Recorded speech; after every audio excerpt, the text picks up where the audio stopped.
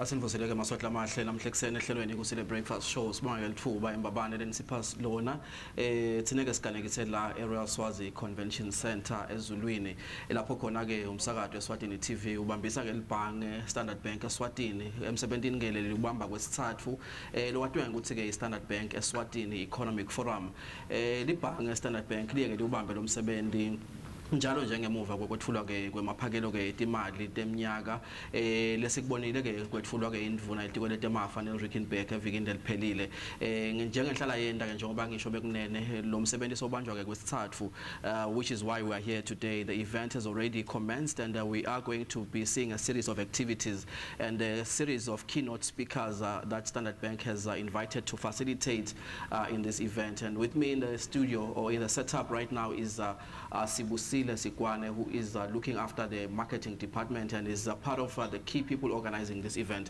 Sibusile, a very good morning and welcome to Kusile Breakfast Show this morning. A very good morning to you too, John, and of course the viewers at home.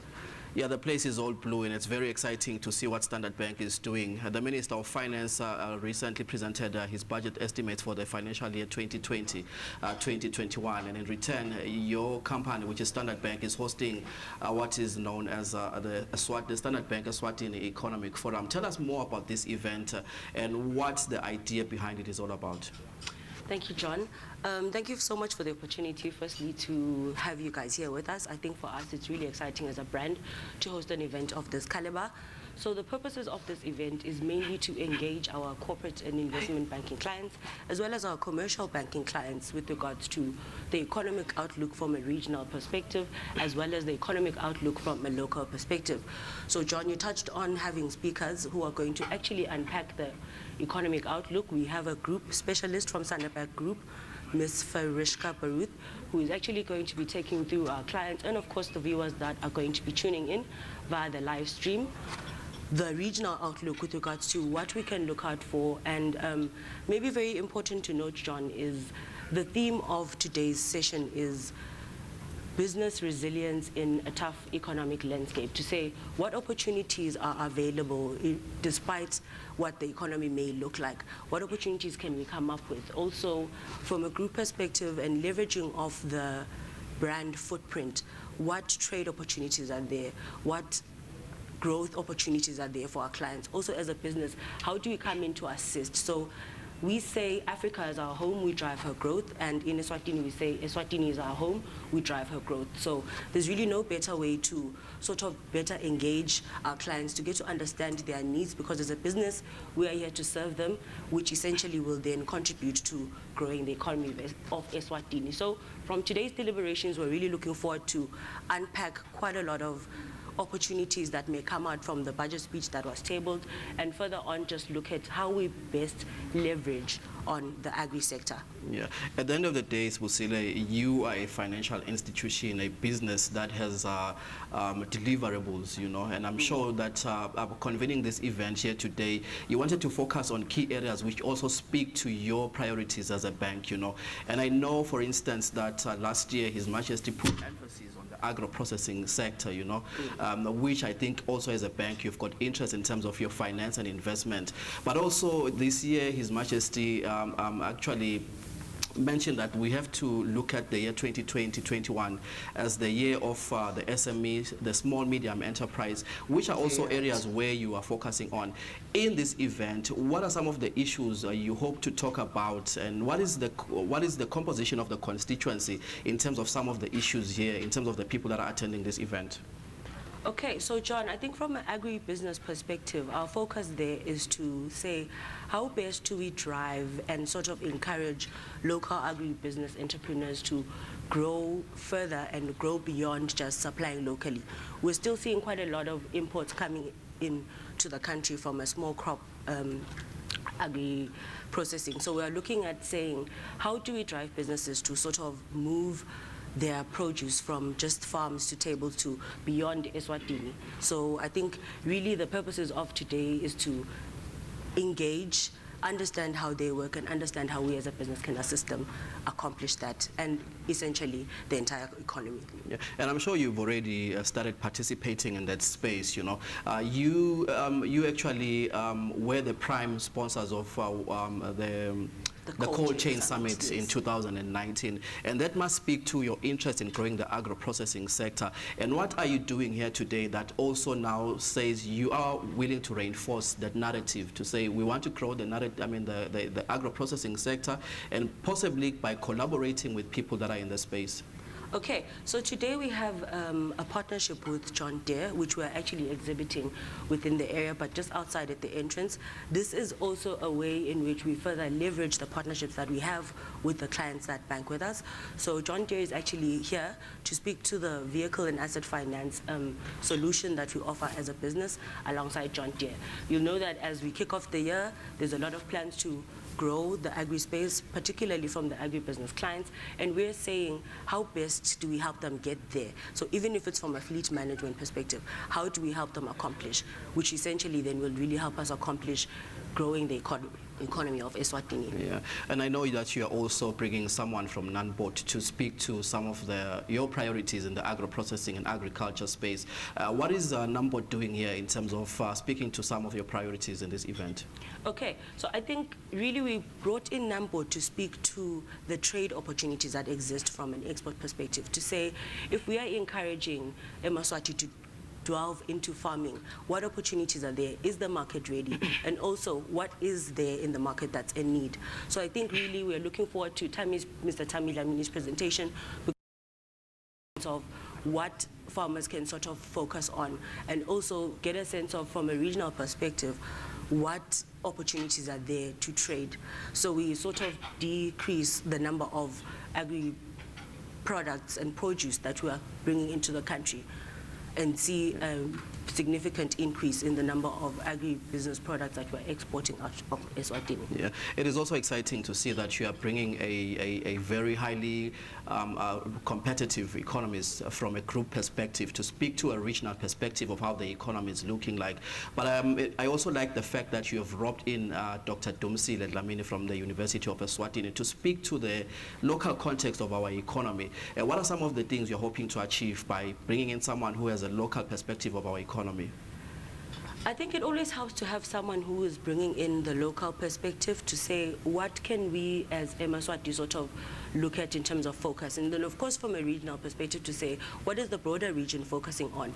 So I think really we are excited to even speak to Ms. Dr. Dumsile Dlamini post her presentation, and I am hoping that the viewers at home are going to be tuning into that, because it's quite an impactful presentation that she has for us, and we're really excited. I wouldn't want to sort of delve into detail into and preempt her presentation, but I mean, really, I am confident that she will deliver a component that is going to help the local eMaswati from a knowledge perspective.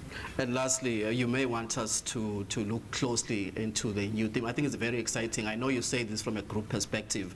Africa is our home, we drive a growth. But Standard Bank Eswatini has gone further to contextualize this theme, to say Eswatini is our home, we drive a growth. What are you saying? And in particular, with regards to this year's government's theme, where government is saying, let us focus on growing the small and medium enterprises. And how do you hope to reinforce this narrative via your broader theme, which says Eswatini is our home, we want to drive a growth?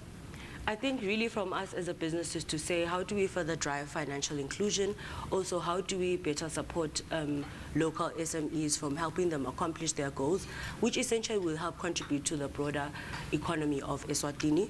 And I think as we go on the order of the day, we will definitely also get scope and insights from some of the local SMEs that will be present to say, what are they looking forward to? Sibusile, thank you so much for joining us here today. We do hope that all goes well as the deliberations proceed today. Thank you so much, and thank you so much viewers at home. Sibonga ke maswahla mahle ngosibusile Sigwane sikhulumisa ke kuthi ngabe sime njani ngesimo lomuhle kakhulu kade noma ke ingcikithi yawo lomsebenzi so tichazile ke netingoni leti tawuthinva ke ngiwo lomsebenzi. We are looking forward and we are very excited to anticipate the presentation that is going to be made by Dr. Dumsile Dlamini, who is a lecturer at the University of Eswatini in the Faculty of Economics. And from a regional perspective, there is also Ms. Farish Kaparut, who is also going to give us a regional context or perspective perspective of how the economy is looking like. And I think I like the theme also where Standard Bank is saying a resilience in a tough economic situation. How do we conduct business and come out resilient in such a tough economic situation? And I think for me, this also speaks to a very positive and tough mindset to say, whatever the situation is in our economy, but we are willing to find solutions to say, regardless or nevertheless, we are going to be still doing business. And later on today, just to give you more briefs about what's going to be happening right here today. People are already coming in, and we are very excited to see that quite a number of stakeholders, particularly in the private sector, are also going to be participating in this event. Thank you.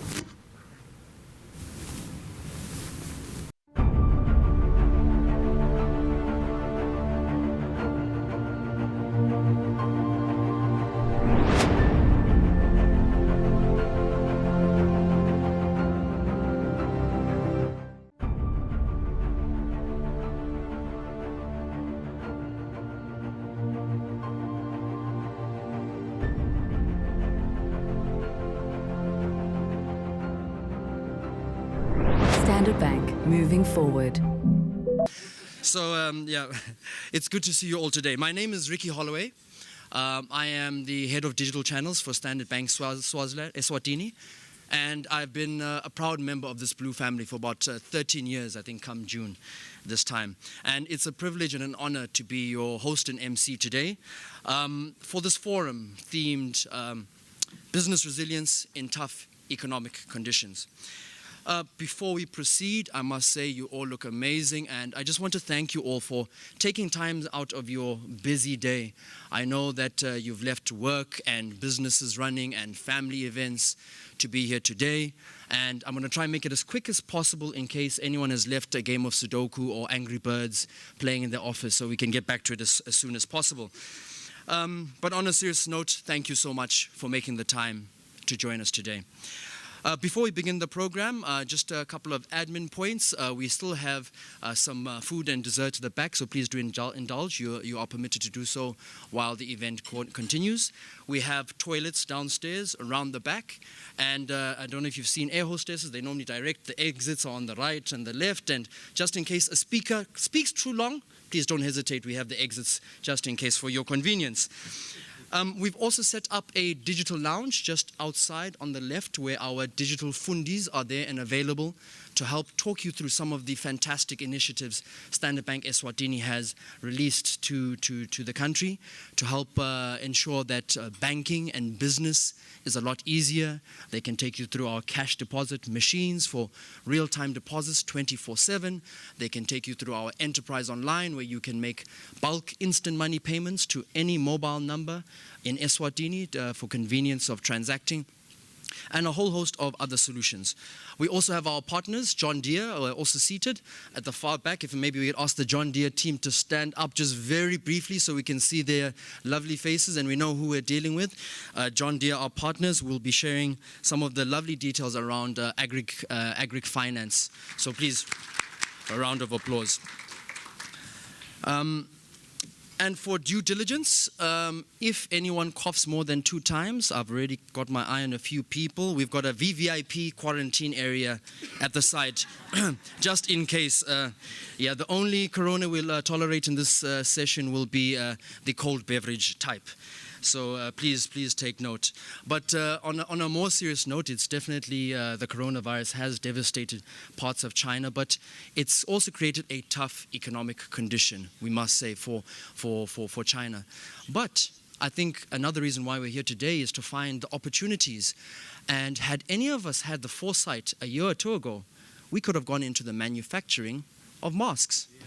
China has ordered over 200 million masks, I think, from Egypt as we speak. So again, in the tough economic time comes opportunities. And we want to share more of that today as a Standard Bank family in Eswatini. And to help make sense of this landscape, we've arranged a very knowledgeable lineup of guest speakers to help enlighten us and potentially help prepare ourselves to take advantage of these opportunities. The government of Eswatini's economic strategic roadmap and development plan also speaks to the commitment to expanding the size and scope of the private sector in Eswatini. And as we go into the session, I want to ask all of you here today, are you ready to take advantage of the opportunities that may present in this challenging landscape? So, to open our forum, I'd like to take this opportunity to honor and welcome a man of character, integrity, principle. People ask why he hasn't run for public office. Well, I've just given you the reasons why. So I'd like to welcome up the son of our soil, our chief executive, Mvuselele Fagodze.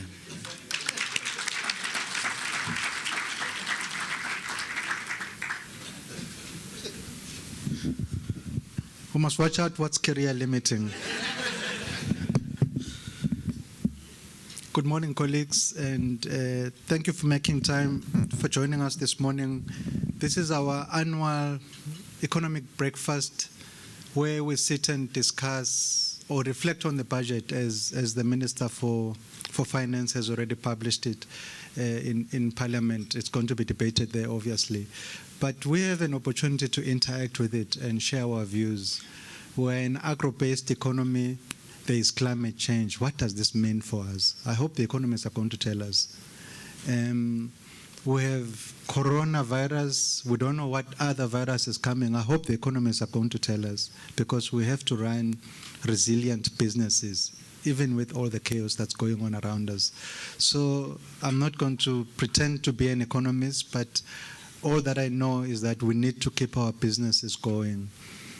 I heard the Boy Scouts has filed for bankruptcy in the US for many, many reasons, and I'm not going to go into the details of that. But when it's meant to be a non-profit making organization, when an NGO files for bankruptcy, you know there's a bigger problem in the underlying economy. But the capitalists are doing well. Trump is driving a very strong agenda. The economy is pumping in the US, even though interest rates are negative, so I don't know how that is happening. Maybe the economists are also going to tell us that. How does an economy that's got negative inflation and the value of money is zero, how does it continue to pump the way that it does? You know, and then you have economies with hyperinflation and all that, and they can hardly stay above water, you know, in Africa. How does this economic landscape operate? It always leaves us non-economists wondering.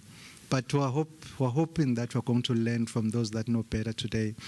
But the budget we believe, was very optimistic. It is showing signs of consolidation. Fiscal consolidation, which is what everyone else has been asking for. We as banks demand it because we are also interested in how the fiscus is managed, so how it impacts monetary policy because of the sector that we're in.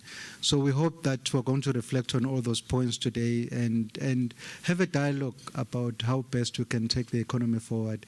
We have invited colleagues from the agricultural sector of the economy just to share, in addition to just the underlying international economics and local and regional economics, what is happening in the agri sector in the kingdom. We have a particular interest in that because if you don't invest in agriculture, we cannot continue to depend on South Africa. They have bigger problems.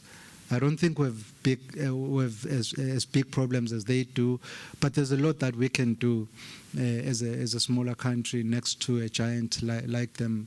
But you know, growing food and being able to supply ourselves, these are things that we should invest in, and we're very interested to hear what the agri sector is going to be telling us today and approaching us as banks to participate, obviously, in the expansion of the agricultural sector. Sugar has been known to be the real Swazi gold for many years. But it's time to diversify and make sure that we can also feed ourselves. We've been net exporters of sugar for as long as I've been in this country, which is just over 48 years. We have to do more. We have a lot of arable land. We have, in some parts of the country, close to 1,000 millimeters of water per annum.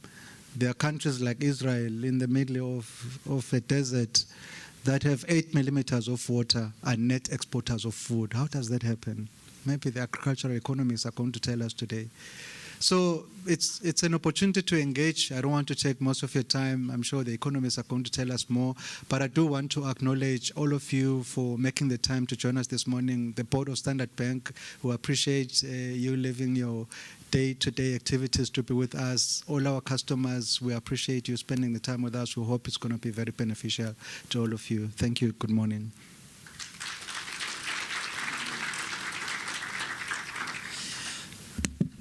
Thank you very much, CE, for that lovely introduction.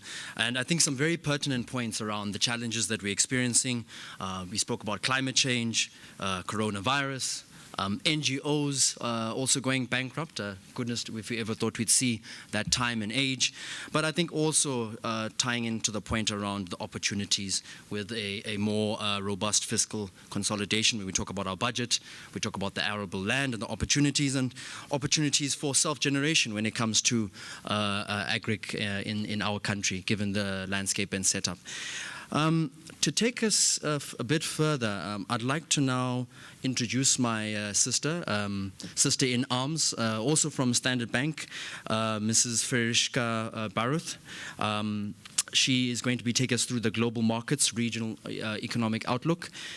She joined Standard Bank on the Risk Graduate Program back in 2012, and after spending about 6 years in various roles within the corporate and investment banking area, she then joined the Standard Bank economics team 2 years ago. So in addition to Eswatini, so just to give you the range of her experience and insights, she also supports DRC, Malawi, Rwanda, and also holds an MBA specializing in banking from the University of London and a Bachelor of Business Science finance degree from UKZN. So please, would like to welcome Ferishka Baruth on board.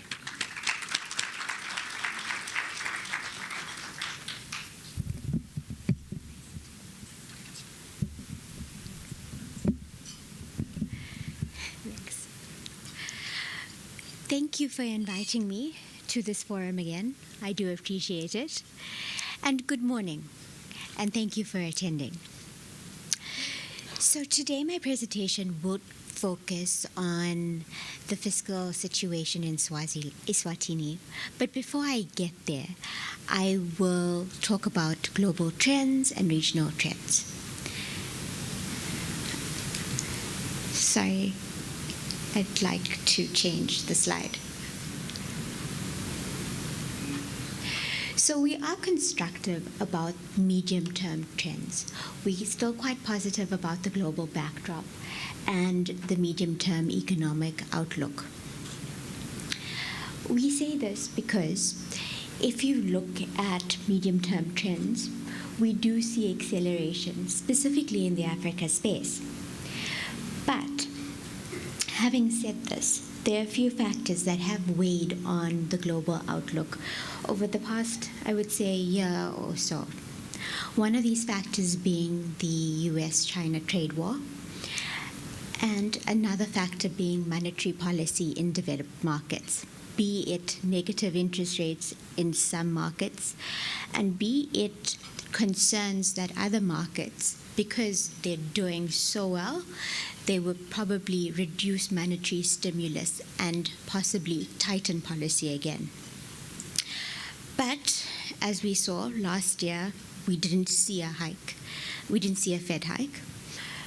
But we did see a lot of volatility leading up to it. If you look at global growth trends, these numbers were produced by the IMF in October. And by October, there had been a number of revisions to global growth. Even with these revisions, you can see that clearly there is an acceleration forecasted for emerging markets and Africa. For advanced economies, however, we see that they're probably going to slow and continue at that slower pace in the first half of the new decade at least. So having said this, a lot has changed in the world since October. If you look at the global risk profile, there's an emerging risk. an emerging risk that our CE has touched on. So on my next slide, you'd see a map of the world. But this map of the world was a snapshot taken in the year 2000. The countries in blue denote the US as being their major supplier of goods, whereas the countries in red denote China being their major supplier of goods. So this was 2000. A lot has changed in the world since 2000. And with that, on my next slide, you'd be able to see how much the world has changed in the last 20 years. As you can see now, we are far more dependent on China. Many more countries rely on China as their predominant supplier of goods. So, as you recall, the World Health Organization declared coronavirus an international healthcare emergency in mid-January. Since then, parts of the Chinese economy or parts of China have been in total lockdown.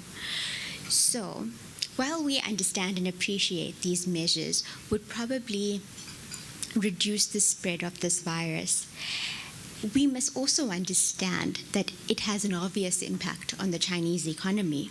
But looking at this map, none of us are really immune. It would have an obvious impact on the world.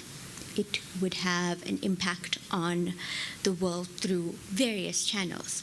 One of the channels, well, I'll take you through a few, but notably, if you think of global sentiment, there's been a downward trend in investment, in trade, and if you think of other sentiment, there's been a downward trend in planned investment, for example, over the next 6 months. But if you had to bring this closer to home, the channel that you would focus on would probably be the demand for commodities. So if the outlook in China wanes, then that creates a less supportive environment for commodity prices. And with that, if you bring it closer to home, on my next slide shows Africa's trade with China. And on the continent, should commodity prices become disorderly and dip, it would reveal deep-seated structural deficiencies in some commodity exporters, some big economies on this continent. And with that said, if you look at total trade with China, I don't think many countries are immune from a slowdown in China. Total trade in the 5 years to 2018 averaged $176 billion. So it's safe to say any slowdown in China is likely to have a meaningful impact on Africa, given very extensive trade and investment links. But moving further, if you even think of more diversified economies, in most countries on the continent, there's a lot of Chinese funded investment that is going on. And typically these projects tend to be funded by Chinese investors and tend to carry an import requirement from China. And with that, if you think that, many factories have closed down, you'd imagine that that's impacted supply chains. And you'd expect that there's probably delays in probably importing a lot of these goods. So chances are there's probably going to be a slowdown in the construction of key infrastructure across the continent as well.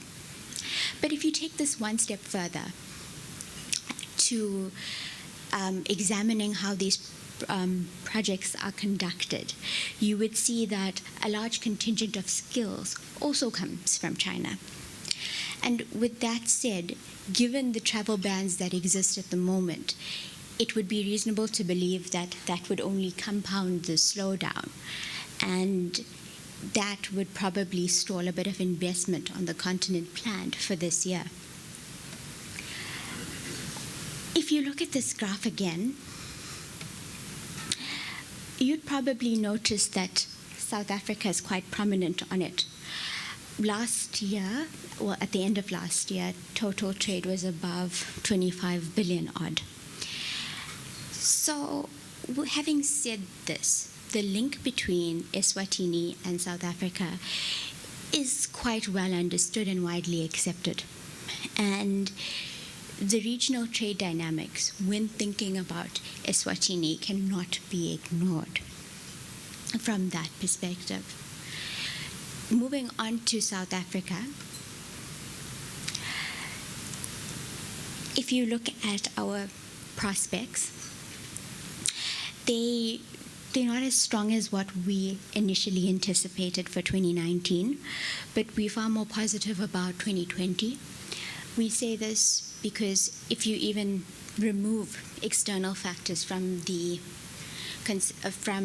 picture, you'd see that domestic factors actually limit our outlook. Domestic factors which include power generation. Eskom, our power utility, underscores much of the downside risks to our forecasts. Given the power generation shortfalls that are taking place in South Africa at the moment, it's safe to say that it's reasonable to believe that some of the investment planned into the economy has probably stalled. More than that, the ongoing blackouts are also disruptive to productivity. So we definitely acknowledge that we definitely acknowledge the downside it presents to the economic outlook. Something worth noting here was, if you look at previous downturns in the South African economy, generally the government stepped in with fiscal stimulus, which eventually led to economic conditions to improve. But this time, notably, it looks like the government doesn't have the fiscal space to step in and to implement stimulus measures. So on that note, I think it's a good point or a good place to start looking at Eswatini and Eswatini's fiscal plans for the year. I'd like to say at a high level, I was quite impressed by the fiscal consolidation delivered over the last fiscal year. To be fair, I was very impressed because if you look at regional trends, you'd see that it's very difficult to achieve the level of fiscal consolidation the government managed to achieve last year. And it's quite impressive that a smaller economy is setting the example in Africa in terms of managing their fiscus and bringing their fiscal position onto a more sustainable path. So let's start with the domestic outlook. So we think the economy is set to grow above 2% this year. It's predicated on a number of factors. We think that normal to above normal rainfall in parts of the country would benefit the primary sector, which is likely to spill over into the secondary and tertiary sector as well. Last year, the numbers showed a strong performance of the services sector, which was surprising, but we expect this resilience to continue into this year as well. Again, I'd like to note that the uncertainties related to the SA outlook probably weigh on the Eswatini outlook a little, and it's definitely a factor worth watching going forward. There is a bias for looser monetary policy this year. While that would benefit the consumer, Already, the Eswatini consumer should be benefiting from the lower trajectory of inflation, which should boost real incomes. I think inflation's around 2% now. So it's also, in our base case, it's reasonable to believe that the peg to the South African rand remain intact. So here, while that may bring or bode well for financial stability, I think in the short term it's worth noting that this could bring some contagion to South African financial market volatility. So my colleagues in the SA research space, it's their base case that Moody's would downgrade the SA sovereign by March this year. With that happening, the research expects that there would be some overreaction in the currency and onshore yields. So, having said that, while other rating agencies have the South African sovereign at non-investment grade, with the Moody's downgrade, that essentially removes South Africa from the World Government Bond Index. And removing South Africa from the WIGB, as they call it, would mean that global funds that track the World Government Bond Index would no longer have to include South African financial assets in their portfolios. That's why we expect some overreaction in the short term. But as we have forecasted, we expect a recovery by year end. So it's something that we're definitely watching out for in the next few months. So moving on to the budget itself. As I said earlier, the consolidation was remarkable. While the fiscal budget deficit of 3.5% may seem ambitious, I still think it's quite achievable for the coming fiscal year. I say this because I saw something that I don't necessarily, or we as a team don't necessarily see across Africa after the mid-year budget review in November. If you remember, the minister expected a budget deficit of over 6% at the time. But it looks like spending was curtailed such that it gave us a more favorable outcome of 4.4%. 4.4% is far more closer to the SADC macroeconomic convergence targets. That is around 3.5%. So if the budget deficit outturn is as expected for the coming financial year, that would actually put Eswatini in the minority if you look at fiscal SADC and each country's fiscal outturns for the corresponding year. Something worth mentioning here was when I gave this presentation last year, there was a lot of emphasis on the government owing private entities arrears. And the number was around 4 billion at the time.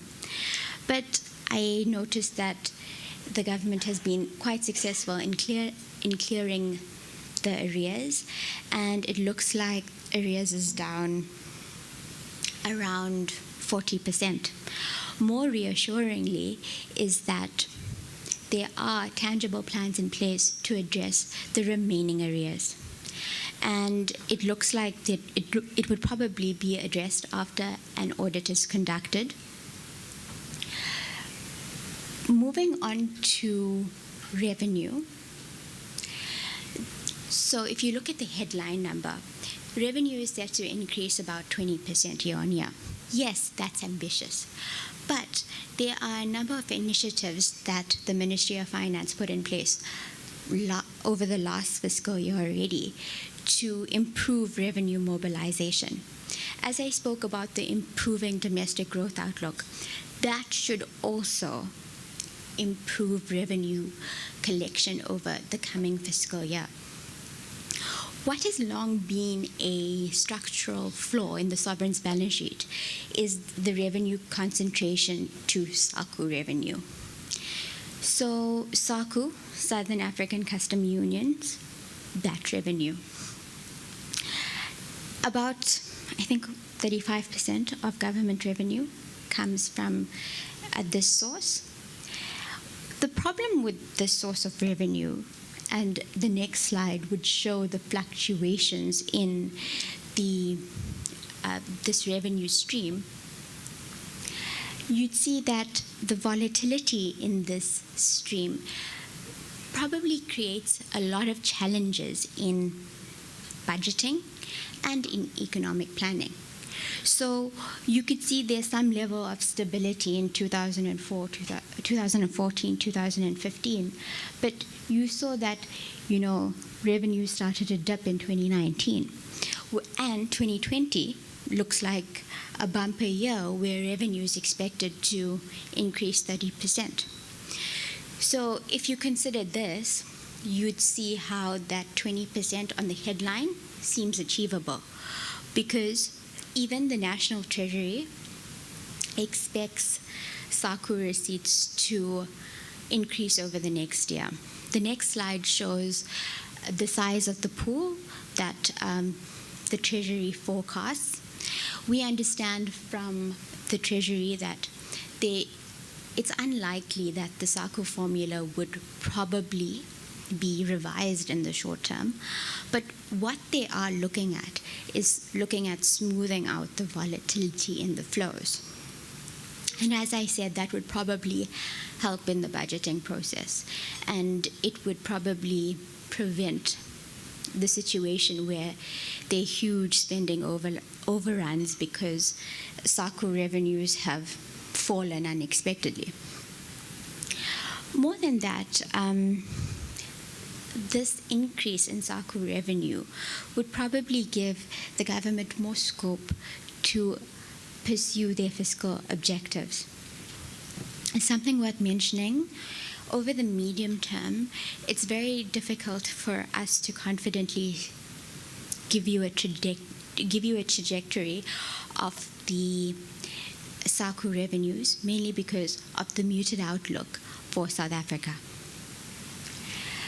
Moving on to expenditure. So, total expenditure on the headline is expected to increase 10% annually. Yes, I've spoken a lot about consolidation and how I'm impressed with the level of consolidation delivered so far. So how is this consistent with that? I would say let's look at the quality of spending. And for a while now, there's been a lot of talk about restraining the public sector wage bill and, more focus on developmental areas. So when I looked at the budget and the composition of spending, I noticed that the public sector wage bill is only set to increase 1.5% this year.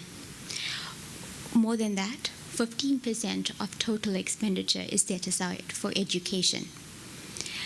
Also, the capital component of the budget is set to increase 12% annually.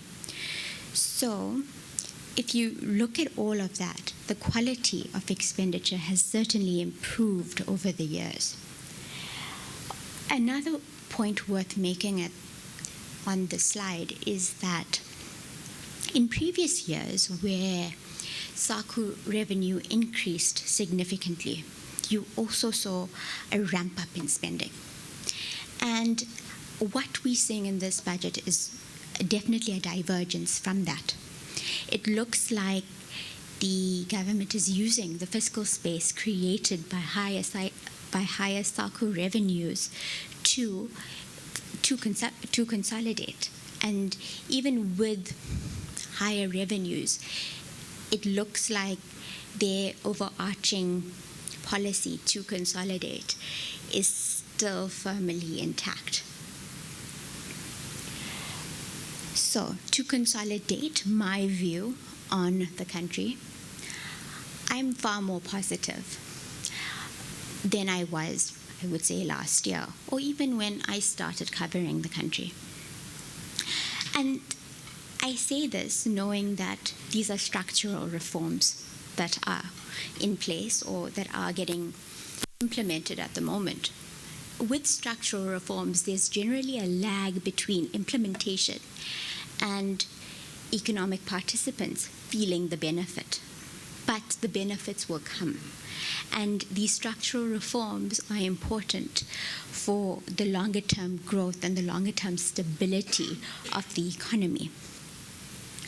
So having said that, why am I more positive and upbeat about Eswatini this year? Good to really good rains have basically support the outlook for the agricultural sector. Chances are there's going to be a positive spillover to related sectors in the economy, which would probably set the stage for a multi-year revival. As confidence in the economy grows, and a factor that would add to confidence would probably be, the government stepping in and clearing arrears. And I get the sense the government's accumulating less arrears now. So these are factors that would feed confidence and that would build it. There is more scope for investment-led growth.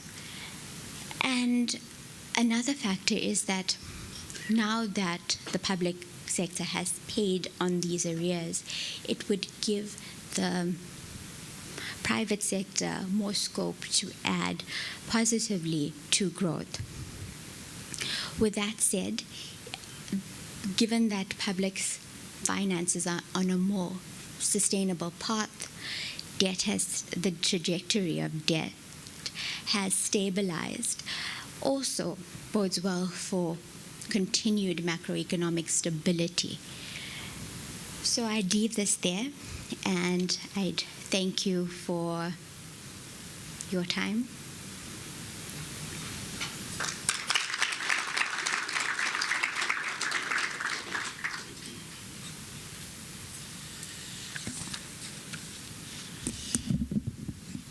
I don't know about you, but I don't think I've ever felt more prouder to be a subject of His Majesty's kingdom. Just hearing all the positivity around the sentiment for Eswatini.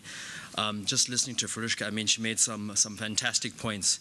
I think we spoke about the rains, and we spoke about the potential agribusiness members in the audience today and the potential that brings. We've spoken about the fiscal consolidation, the improvement in the GDP rate going into 2020.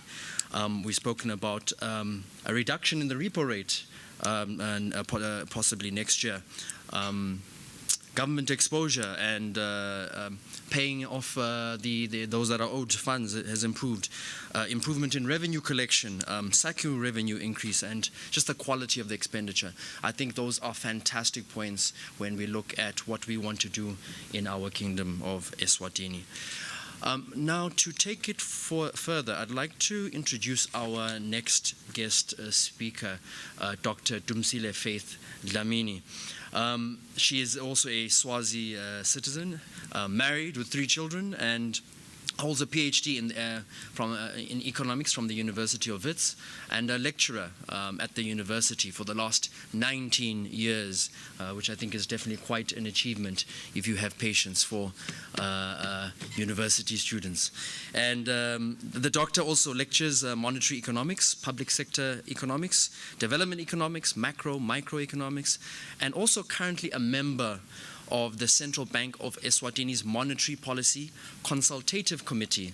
So, should you wish to influence monetary policy and interest rates for those with some hefty deposits, we might be convening a private meeting after this session, see what we can influence for a small inyana fee. If anyone is interested, we'll see what we can do. But we'd like to welcome the doctor up on stage.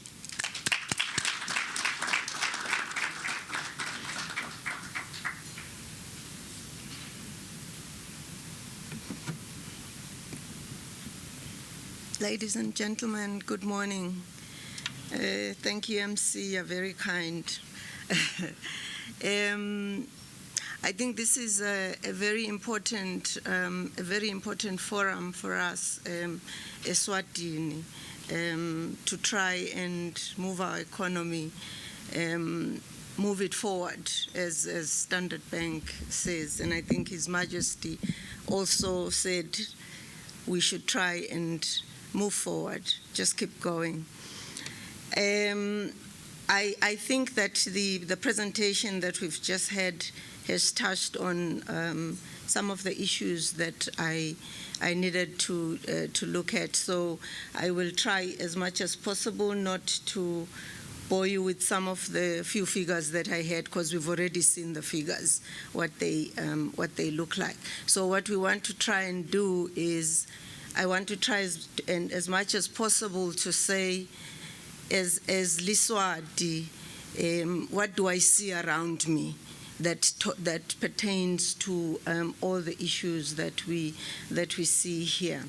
So if we look at the growth projections, we've already seen some of them that have been put up for us in the previous presentation, and we've seen our drivers improvement in our manufacturing due to increase in demand for our exports, the services sector doing well because of ICT, and then the animal production as well.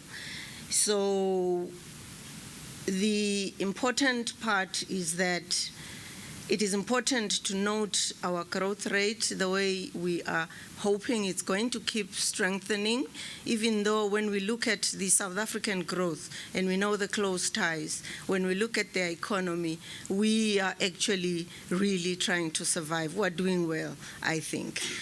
Well, as we move along, we get to the challenges, we start to interrogate the growth rate that we have. Is this growth going to put us anywhere? Is it going to move us forward at the rate that we are growing? I'm very impressed with the ICT. It actually talks to all the efforts that we have seen in the country by the current government to try and ensure that the services sector is actually drives this economy, because there's a lot of potential.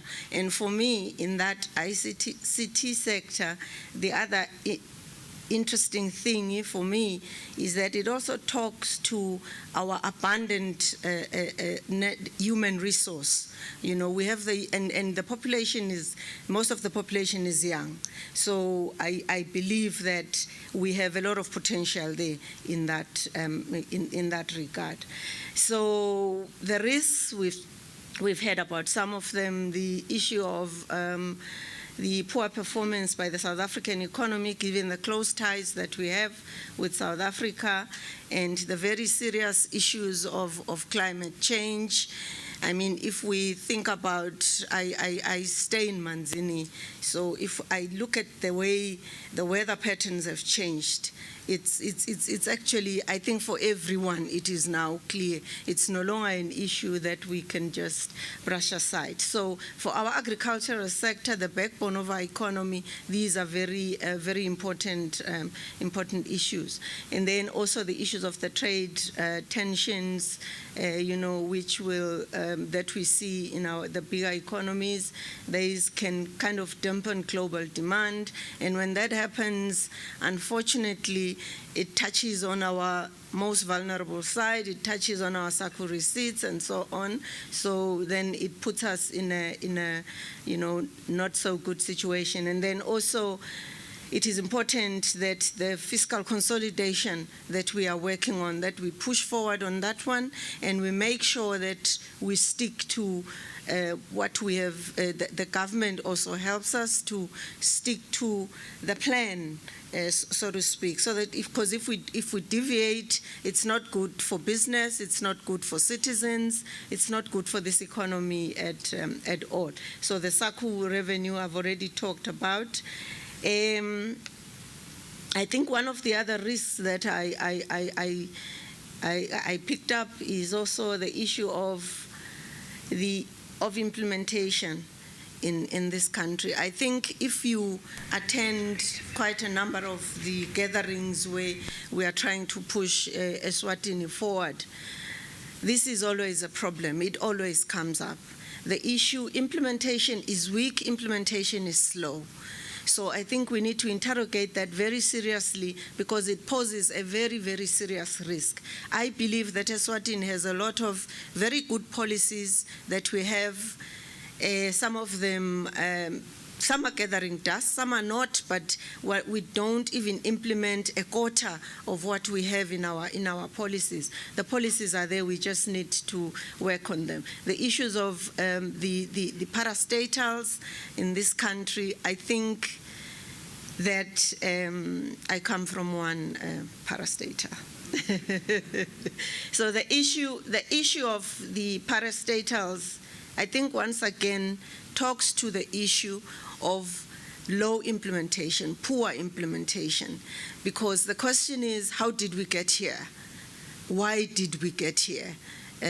So for all this time, if you read the paper and the paper says certain parastatals are not submitting audited statements and so on, the question becomes, but how can that be allowed? Well, what are the rules of the game? Why are we deviating from the rules of the game?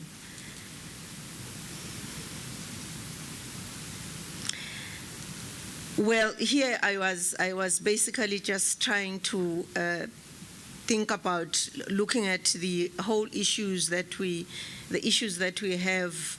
The list is not exhaustive, but at the top there I have the private sector, followed by micro, small and medium enterprises going down. The issue is in all the documents that we have, be it the development plan, the fiscal adjustment roadmap, when we are talking about the drivers of growth, we have always had these things in these documents. So the question is, it is not about we don't know what we should do, but we're not really, the right word, we're not doing enough. If you attend the same gatherings, we have business, you've brought together business and so on, business is going to tell you straight up what their problems are. So then the question is, when you look at the ease of doing business index and so on, why is it so hard for Eswatini to learn from other countries that have actually enhanced e-growth a lot by allowing the private sector to play? We allow the private sector to come to the party. Obviously, we're not going to say the private sector is left unregulated, but why? What is going on? What are we missing? Do we sit down seriously and attend to the issues that we're missing so that we can stimulate the growth of the private sector? Because I believe we are not going to go anywhere. If the private sector, if micro, small, medium enterprises are not performing, this is the kind of growth that is sustainable as far as any textbook you can look at will tell you. If you are using what you have, that's more sustainable than all the other issues. The issue of relying a lot on a source, on SACCO revenue, a source that is really not really within our control. So all the vulnerabilities that we see in the global economy, the performance keeps, at some point you think it's stabilizing and then something happens. And then, and then whenever that happens, then we know that we are going to be in trouble. So I think one of the news channels was asking the question, so if the dragon coughs, that's China, what happens to the rest of us? So these are the, I think these are the issues. Why? Let's focus on let's listen to business, let's nurture our micro, small and medium enterprises, listening to them, what is it that they need? If they provide a particular service, what are the rules of the game? And then not deviate from the rules. Nobody should deviate from the rules. Then we'll be able. And then I think another sector is tourism. even looking at the budget and looking at the kind of resources we devote to tourism. I think we are doing a lot of lip service to tourism, and we are not putting in enough resources. And yet I think that again is another source of growth for Eswatini. So and then the issues of financial inclusion, I think those are very important. Again, we have all the policies, and there's a lot of education around financial inclusion. I think that's another thing that we should try and enhance so that it moves us forward.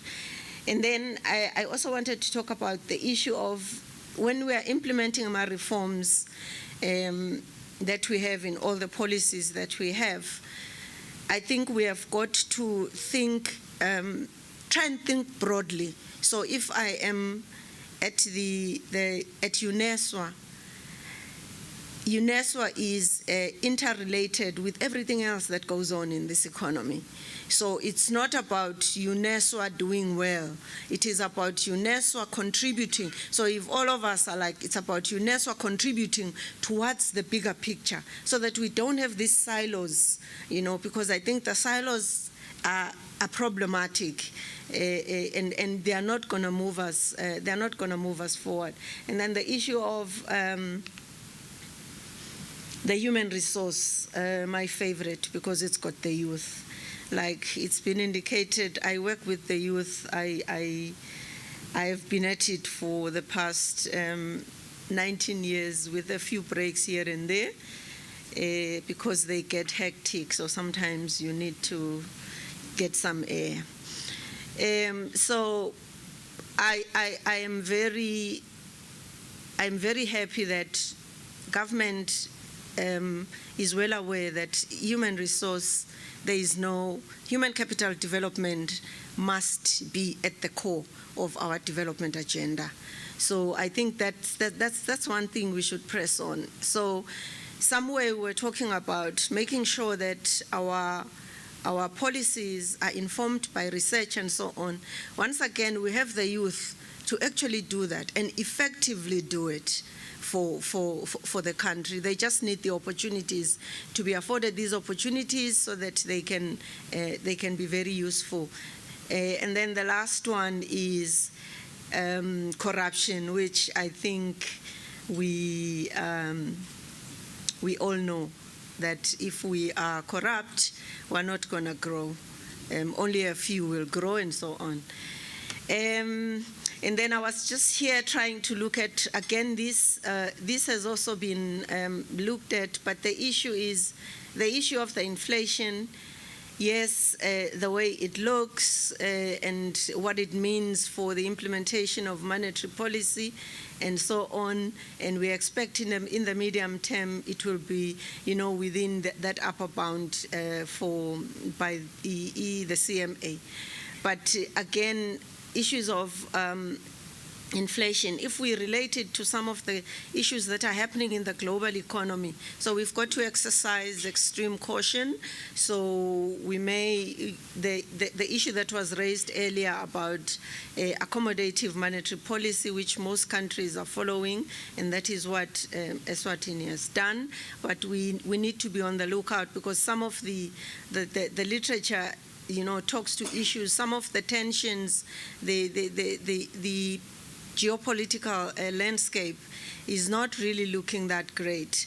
So some of the things that feed into inflation, for instance, issues of oil and so on, that could easily change for us. But I mean that is a commendable effort. Now, the other issue of the debt that we have, if we look at the debt ratios, the debt ratios are below, as we have indicated there. So our public debt is at about 29% to think that that's debt to GDP. So it's below the sustainability level or threshold of 35%. I am well aware that the country and government, it is clear even in the budget speech, that the country is guarding against debt shooting up unnecessarily. So what we normally say is, even in your house, if you are going to borrow to buy food, you are basically living beyond your means. So I think government is also aware of that if you look at the issues. But we have got to exercise extreme caution, and I think we are well equipped to do that, because we have a debt unit actually that should have a personnel that's able to deal with look at the contracts that we may get into. Are these good for us? And so on. What does it mean? And so on. So we have got to exercise extreme caution, because if we are saying, unfortunately, our source, our SACU receipts, which we continue to rely so much on, those are vulnerable. Then if you accumulate a lot of debt, you have got to service the debt. So if the conditions of this debt are not so favorable, you will get to a point where you will be unable to service your debt. And then in that case, then it won't be looking that great for Eswatini. And then I was just trying to show the trade surplus that we recorded and how it fell in January. We have that slight decline because exports fell, and we also had a slight fall in our imports.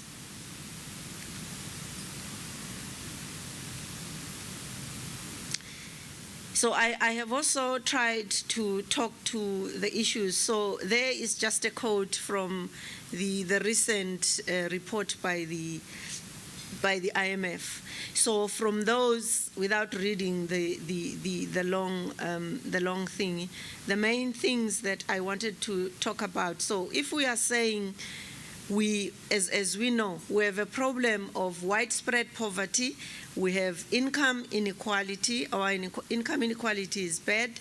We have an elevated unemployment. So these are the problems. So if you are looking now at the growth and also the projections for our growth rate going forward, it means, I think there's a report that at some point indicated that for us to be able to address these issues, the issue of poverty, which is very, very, very serious issue of unemployment, especially for the youth, if we are to address these issues, I think it said something about growth that's slightly above 5% or so a year. And if we look at where we are and where we have remained for quite some time, so all these issues are issues that are really challenging that we need to find ways to deal with. And then the other issues, I have actually alluded to some of these issues. So if we want to deal with our challenges, I think we know as a country what we need to do. We have the right policies as a country. We have a business sector that, in my opinion, is willing to come to the party. Just requires that the environment must be enabling for the private sector to be able to perform. So if we hasten implementation of policies, then we are going to, all this will feed positively into a lot of this, because some of the policies are dealing with issues of corruption, for instance. So all these things we are going to find a way to deal with. The efforts, I repeat, that are there on the ground, these are commendable. I also observe that, as I've said earlier, the issue of e-integration throughout the economy. So as an example of e-integration, so I always, if I get an opportunity and I'm talking to somebody who is in business, I always say, so I work for UNESWA, and then I think that if UNESWA would work very well with ministries, would work well with the business sector, then something would move as well. So how? So we know that the curriculum there's a problem between what industry requires and the curriculum that we have. So how are we going to deal with this? So we know that, I know that now with the current fiscal challenges, it is not going to be easy for UNESCO to shift things around, very quickly. It just will not happen very quickly. So I think business, though, can come to the party and say, because we are all integrated. If UNESCO is not working, the business is not working, because the business sector requires an input from the university. So they have a stake, a big stake. And I think, so if we work together in a variety of ways that can be suggested. So for example, we have issues, some faculties will have internships and so on and so forth. So if we are able to say, I know that after 5 years, this applies to most of our organizations. After 5 years, a certain person is going to retire. After 10 years, somebody is going to leave, or whatever the situation. Then how do we help the youth? How do we help those who are at tertiary? Because sometimes you have people who are no longer youth, but they're tertiary, which I support 100%. And so how do we then make sure that these have skills that will be relevant, since the curriculum is not going to shift as fast as industry requires, or as fast as the environment, the global economy requires. So I think there's room there. And once again, even there, I think last year there was some kind of gathering where they were this was being discussed, and I think this is something that we need to push, so that we fight some of these challenges that we face as a country. I hope I'm about to be quiet. I'm a lecturer, so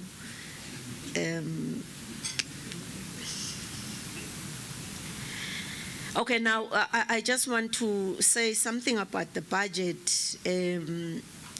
So there's a lot of challenges that are highlighted in the budget, and then there's a lot of actions that are also highlighted in the budget.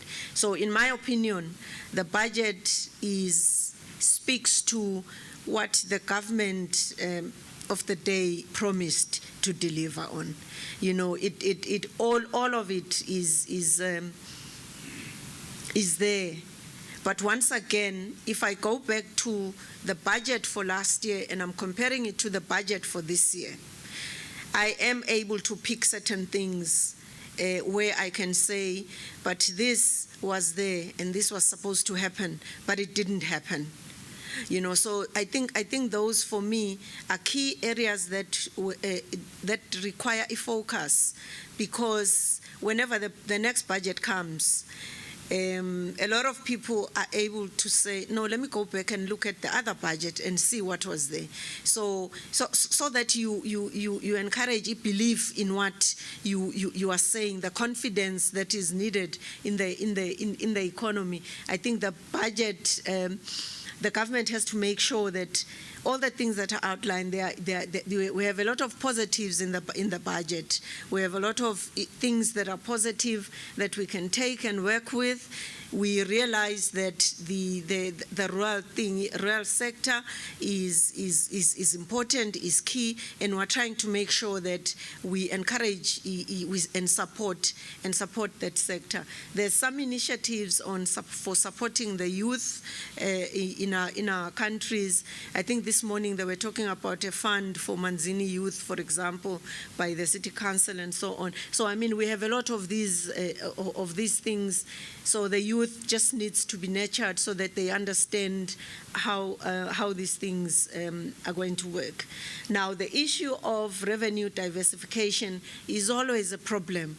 If we take the reports and go back, it's always been there, it's always there. What are we doing to diversify away from this source of revenue that is very, very problematic for Eswatini? It is problematic. We have seen how that has affected us. The issue of domestic areas. So if we are saying we want to support micro, small, and medium enterprises, then we have to make sure that we deal with the issue of those domestic areas, because that is now the problem. So we have a lot of our MSMEs dying, so to speak, because of the issue of non-payment, because government tends to be the main partner that they play with. Now, so I think all these things that are outlined in the budget, in my opinion, there's the issue of the public enterprises, which we have talked to. If they are going to, what was the plan when the public enterprises were set up? Was the plan that they will continue to rely on government for the rest of, I'm imagining a situation where I am supposed to perform, but I know that my father will always give me 100,000 every month. Am I going to perform? It's unlikely, you know. So those I think are the big issues. And then the other issue is the issue of the fiscal consolidation, which includes those things, including the wage bill.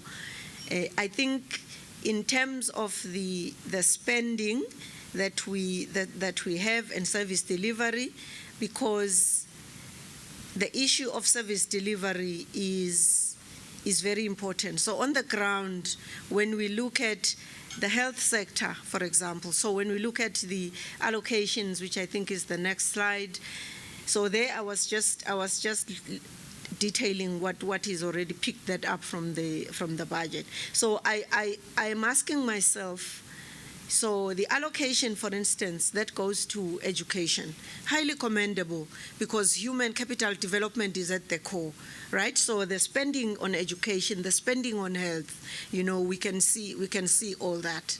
But if you look at the difference between in the spending for education and health for this year and the allocation that we had last year, and then we think about the problems that we have in these sectors, what moved last year? Can we honestly share what moved last year? Which then we think, so now if we have a small reduction in education, maybe an increase in health, I can't quite remember. But so my issue is always, what are the main issues in education that we are currently, because I think one of the issues was the issue of the free primary education and the problems that are there in free primary education. And also that feeds into a progression of the students into secondary schools. So if we're looking at how many, I think access for secondary school is at 46% or thereabout. So if we build 4 or 5 schools now, how is this going to feed? What kind of results are we expecting, for instance? In the health sector, the same. We see that budget allocation. But what are the issues in the health sector? So to what extent are we dealing with the issues that are there in the health sector from the budget that we have? So I think we have a lot of actions in the budget. I am also very optimistic, like the previous speaker, about the budget. I think at some point somebody was talking about the projections and was asking, so what are these projections? It looks like, Dumsile, this projection, do you guys, how do you come up with these projections? And then they tried to explain the simulations that go on behind the scenes to come up with the projections. Now, but the matter there is that, so you have these things that are in the budget, we have these projections and so on. So we say we're going to do A, B, C, D, and then at the end of, before the next budget, we realize that actually you didn't do 1, 2, 3, 4, 5, 6, 7, and then the list is a bit long. It kind of diminishes the trust of the nation in terms of what is in the budget and what they see, what we see, and what we should believe. So I think the efforts, the fiscal consolidation, because I think fiscal consolidation talks to all these things, that if we have plans, we're going to stick to the plans that we said we will stick to. And then coming to the issue of drivers of growth, the issues we've talked to. I think the other thing is we don't necessarily, in some issues, Swaziland is unique, yes, but in some cases we don't necessarily have to reinvent the wheel. We have countries that we can learn from. So to what extent, how much do we learn from other countries? How does that help us as a nation? Because time and again, I think we talk about how we are trying to learn from this country and so on. So for instance, the issue of e-youth, some countries are way ahead in terms of e-youth because they realize the issue of youth unemployment can be problematic. So what can we learn from those countries going forward? And then the other issue, the last issue is the way we, if we are constrained in terms of resources, that is an honest fact. So if in the health sector we're saying the budget for this year and that for last year was not enough to address the issues that we continued to talk about the whole year, and then you are going to increase spending on security forces. As an academic, my textbooks talk against that. They are like, no. What is the issue? What are the returns that you are going to get from that as an economy? So I think it's something that we need to look at the broader picture.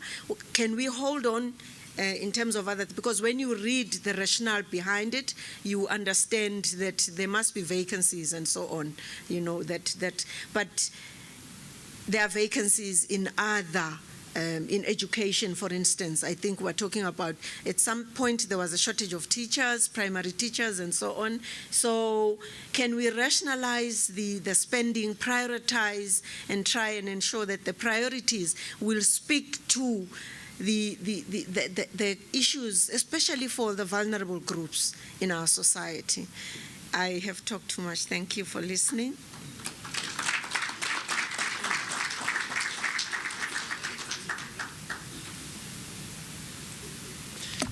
I must say, all this talk about the numbers and the millions and the budgets reminds me of my bank account, and in particular my budget, just the deficit component, consistently there, but hopefully I'll have better projections going into 2021, because I think 2020 is foregone after school fees.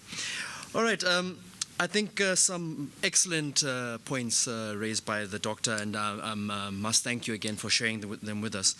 I think in particular the points around our pressures we need to be cognizant of, and we must be cognizant of the blockers for us to make plans to arrive at our planned destination, in particular the inflationary pressures, the poverty, income inequality, CE, unemployment, slow policy implementation, and of course the areas around financial inclusion.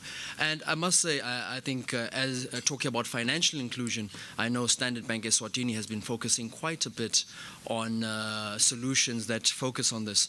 One of them being our Standard Bank instant money solution, to ensure that we can allow our customers to send money to anyone with a mobile phone at a low fee. And I think one of the big differentiators with this mobile solution is that we don't charge the beneficiary. So what is sent to the beneficiary is what the full amount is what they get. We do not charge the beneficiary. I think another solution that we can look at when we talk about financial inclusion is also our ShopRite domestic payment solution. And again, we know that for certain people in our country, access to financial services is expensive to travel. So by partnering with ShopRite, we have the ability to be able to send money from one ShopRite branch to another ShopRite branch. And that is how Standard Bank is also trying to participate and stay relevant in the economy that we operate in.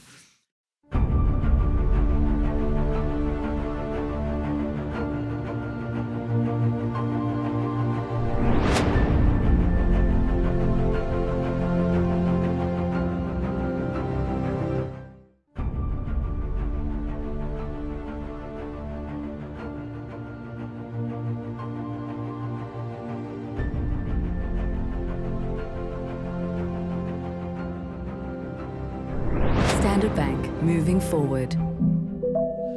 We are still live at the Standard Bank Eswatini Economic Forum 2020. Interesting submissions here by our panelists, particularly Farushki, who is representing the group, the Standard Bank Group, coming from the Republic of South Africa, who painted quite an optimistic outlook of our economy heading into the year 2020 and beyond, particularly some of the positive strides that our government has made in terms of fiscal consolidation and restraining expenditure and so many other things. And we also have had a presentation by Dr. Dumsile Dlamini from the University of Eswatini, who also commended our government on the positive strides that our government has made in terms of making sure that it delivered on some of the promises it made when it assumed office shortly after becoming the cabinet of the 11th Parliament. With me in the studio right now is Kosi Alabi, who is a part of the Standard Bank team, and is heading a unit, transactional banking unit, and is going to be talking to us about some of the products and the benefits that they are offering. And the Standard Bank is saying Eswatini is our home, we drive her growth. We do want to know from a growth perspective why this unit is important, and from a financial inclusive perspective, what are they doing? Kosi, a very good morning and welcome to our discussion here on the Eswatini Economic Forum 2020. Good morning, John, and thank you for having us as Standard Bank this morning on this session. So the unit that I work with is the corporate and investment banking unit of the bank. And the function that I'm under is as the head of transactional products and client coverage. And what we do in the transactional products unit is that we look at the corporates in country, out of country. You are clear that as Standard Bank, we have the leading footprint in terms of our footprint in Africa and out of Africa. So what we provide as services for our clients for their transactional businesses, accounts for them to operate within Eswatini. Our transactional products unit looks at providing our clients systems for them to make payments, for them to make collections. Some of our clients as well will transact from multinational, from multiple geographies. And in that case, we also enable those clients to have line of sight in terms of from centralized treasuries in terms of their funds, and enabling that they're able to do whatever services that they actually require. What we do within our transactional products units as well is that we are also able to offer integration of systems, because we want to improve efficiencies for our clients. So we're able to actually work with our multinationals, actually work with our local corporates in terms of integrating their systems with our systems for them to have easier collection methods, easier ways of making payments as well. In the corporate and investment banking unit as well, we also have within the transactional products and services, we also have a unit called Investor Services. And the Investor Services looks at custodial business and us keeping and ensuring that assets that are managed by asset managers, we have the custodial in terms of ensuring that they're secure, because these are people's funds that are also investors as well. As also part of the corporate and investment banking unit as well, we have our global markets unit. That's the global markets unit. They look into the foreign exchange. They look into working with our corporates and with our clients with facilitating transactions out of the country as well. So we do offer a holistic product offering. We also, in addition to that, have our client coverage team. Our client coverage team, they work, as the face with our clients. They are the ones that will maintain the relationships. They will maintain the relationships with our clients in terms of ensuring that we identify the needs and the solutions that we need to put forward for our clients. Some of the projects that we deal with within the corporate and investment banking unit are big projects where clients will require medium-term loans. They will require, revolving credit facilities or facilities to bridge them as they're actually doing those particular transactions. So those are some of the opportunities that we look at within the country, focusing and leveraging as well on our capabilities within Eswatini, but also leveraging leveraging on our capabilities as a group as well. You know, looking at different sectors. One of the things that we've seen today within this economic breakfast is that there's areas of opportunity. Agriculture is an area of opportunity. Manufacturing is an area of opportunity. We have energy as some of the other areas that we've also identified as a nation. We have that expertise. As Standard Bank, we have sector specialists, you know, that can assist and that assist our clients as well.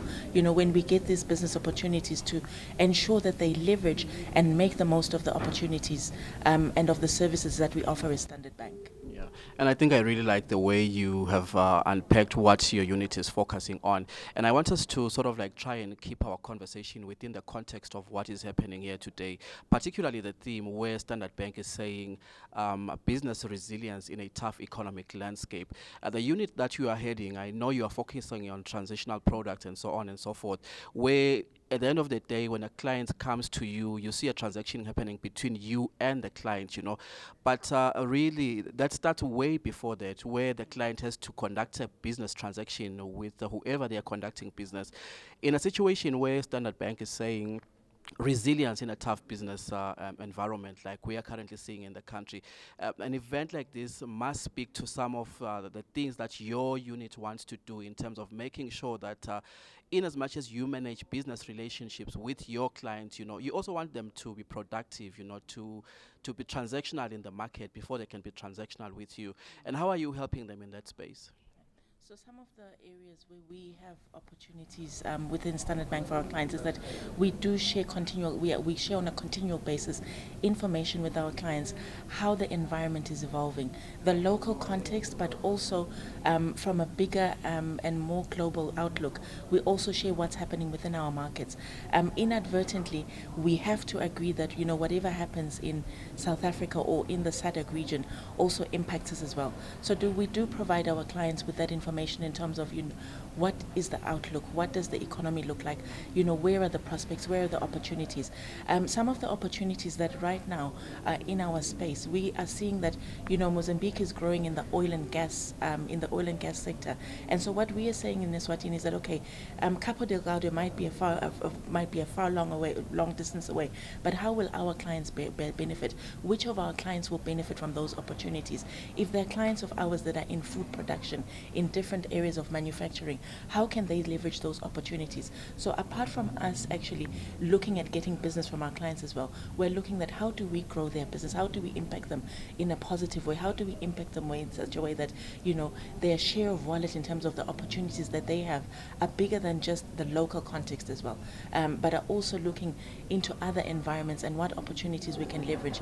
I mean, as you've said, resilience is key for us in this particular time, especially because we can see that, you know, not only is it our local economy that is going through constraints, but our neighboring countries are also facing challenges. So it is key and imperative for us as a business to be alive and to be aware of what is happening in our environment, to actually empower our clients to say, you know, these are the opportunities that you can tap into and leverage as we look at you growing in Eswatini, but also going beyond the borders of Eswatini as well. I think one of the things that the Minister of Commerce and Industry and Trade has indicated is that we need to work towards an export-led type of an economy. So we are alive to the fact that we need to be helping our clients identify opportunities and how we can actually help them expand and grow those and diversify those businesses beyond our borders as well. Of course, and I think I like the fact that what you are saying also deals with the issue of pessimism within the space of your clients.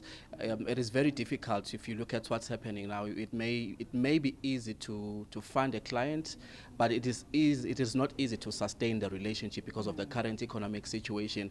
And I know the bank ends up having to take some legal recourse in terms of making sure they recover. But your outlook, I mean, your approach in terms of making sure you allow your clients to grow and sustain whatever business they are doing really helps in this regard. You are talking about issues of diversifying opportunities, diversified opportunities.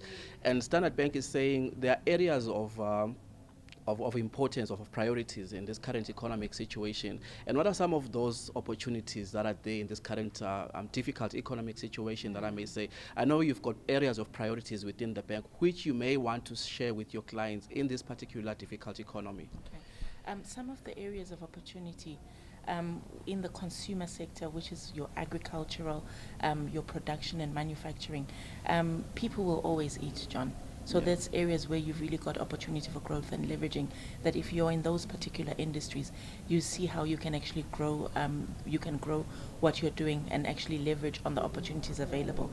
If you look at how much we import, especially as a nation as well, that to you should also be an indicator of the opportunities that are available for us to actually leverage. If you look at the energy situation and you look at what's happening in South Africa, we are not far off, and we are also purchasing electricity as well, purchasing electricity or purchasing power. So those are the opportunities that we need to leverage. You know, these are just low-hanging fruits, you know, before we look at other areas, you know, where we can leverage opportunities.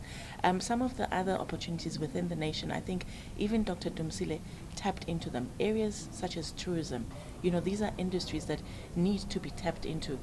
If other nations have been able to make remarkable impact and grow these particular industries, obviously there is something that we can learn out of those opportunities. For us as Standard Bank Eswatini, in the corporate banking unit, the opportunities we are really happy to look at in the consumer sector, your agricultural sector, and look at, you know, what are the opportunities, you know, that our clients can actually leverage. And there's also other sectors, you know, beyond those, these couple of sectors that I've actually mentioned. So I do encourage, you know, our corporates, multinationals as well, to also contact us to find out, you know, what are the other areas, you know, that we can look at or that we can help them as they expand their businesses or as they expand their footprint as well.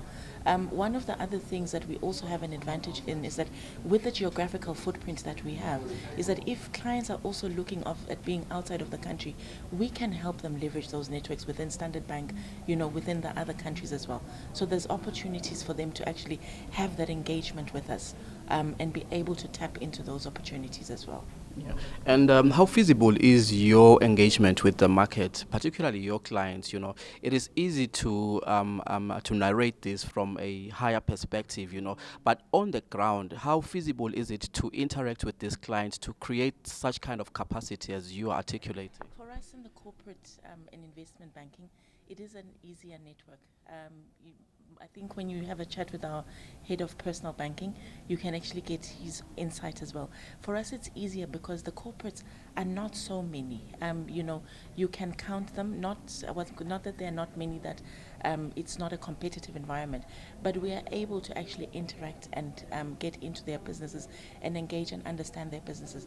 We also have relationship managers with that I work with, or that we work with in our teams, who actually go out, engage the clients, understand their business. And it's key for us to understand our clients' business for us to be able to service them, because if we really don't understand their business, we are not going to be able to actually give them what it is that they require in the form of services or transactional banking products that we have as a business. We pride ourselves as a relationship bank. We pride ourselves in staying close to our clients and understanding their needs and their requirements on an ongoing basis. One of the things our clients will attest to is that, you know, sometimes there is issues that do come out like any other business, but they know that we're there. They know that we will show up, you know, to attend and ensure that, you know, the business is actually running and things are moving as well. Yeah. And maybe as we draw to a close to of our discussion, this year His Majesty the King actually declared the year 2020-21 as the year of small and micro medium enterprises in the country. And I think we have a challenge if we refer back to a statement His Majesty the King made in one of the events when he was the keynote speaker in one of the Entrepreneur of the Year awards, where he said he would like to see the small and medium enterprises become the next billionaire people or business people in this country. And as we talk about your relationship with your corporate clients, you know, we have a duty to make sure that the smaller person becomes a corporate in the future. And in line with the theme now, of course, where the country is saying, let us grow, let us nourish small and medium enterprises. What is the bank doing to channel efforts and resources in making sure that we grow this sector and to make sure that it contributes to what's being a part of the fiber of the economy of this country? Yeah. As Standard Bank, we're so excited to be part of that journey. Through our personal banking space and business banking, there is also work that's being done with the RSTP in terms of mentorship, in terms of ensuring that the small and medium enterprises are actually focused on and a focal point for us as business. I think one of the things that you do understand that for any burgeoning economy, any growing economy, those small and medium enterprises are part of the lifeline in terms of the growth, in terms of creating opportunities, in terms of creating employment as well within an environment. So we are proud as Standard Bank to be part of that journey. We are proud to to be earning stripes as we work to empowering small and medium enterprises within our country, and also working with other organizations like your junior achievers as well, where there it's still the smaller, the younger person, but really this issue of small and medium enterprises or even entrepreneurship issue is really about grooming a right mindset. And that's where it starts. So we really pride ourselves of being there at the grassroots. Obviously, it is a journey, and it is an area where there's always opportunity, to be involved. But it is an area that, as a bank, we're involved in as well. Yeah, and maybe your sentiments pertaining to the two presentations that were made by the two keynote speakers here. There were the group economists from Standard Bank and Dr. Dumsile. And for me, they shared some really positive and uplifting sentiments about our country's economy. But as someone that's heading a particular unit at Standard Bank, what do you have to take home that really has inspired you after this event? Inspired is one, but the one where, from Dr. Dumsile for me, is always a question that I have is implementation. I always have the question of implementation. We have so many good policies. We have so many good strategies. What I really am hoping for is us seeing them implemented. I am excited with the positive outlook, because when you look at how bleak South Africa looks, and when you look at also what's happening, from a global context as well, it is quite difficult for us to stay optimistic.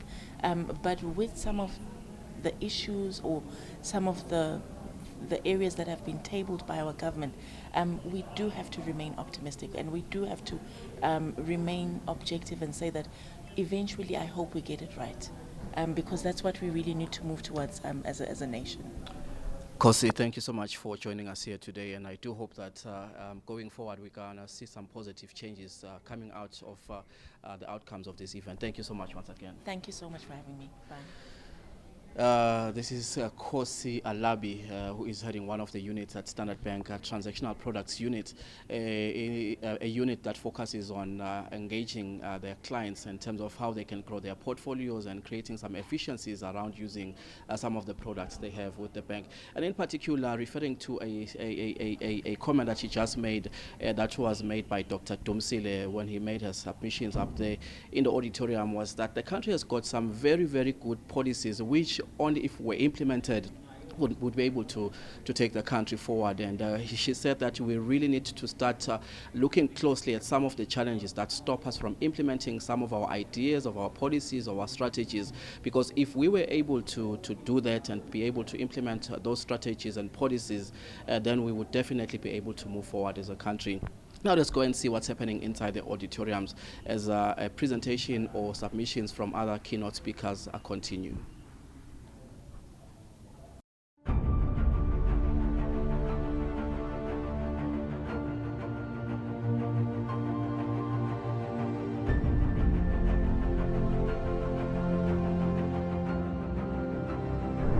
Standard Bank, moving forward.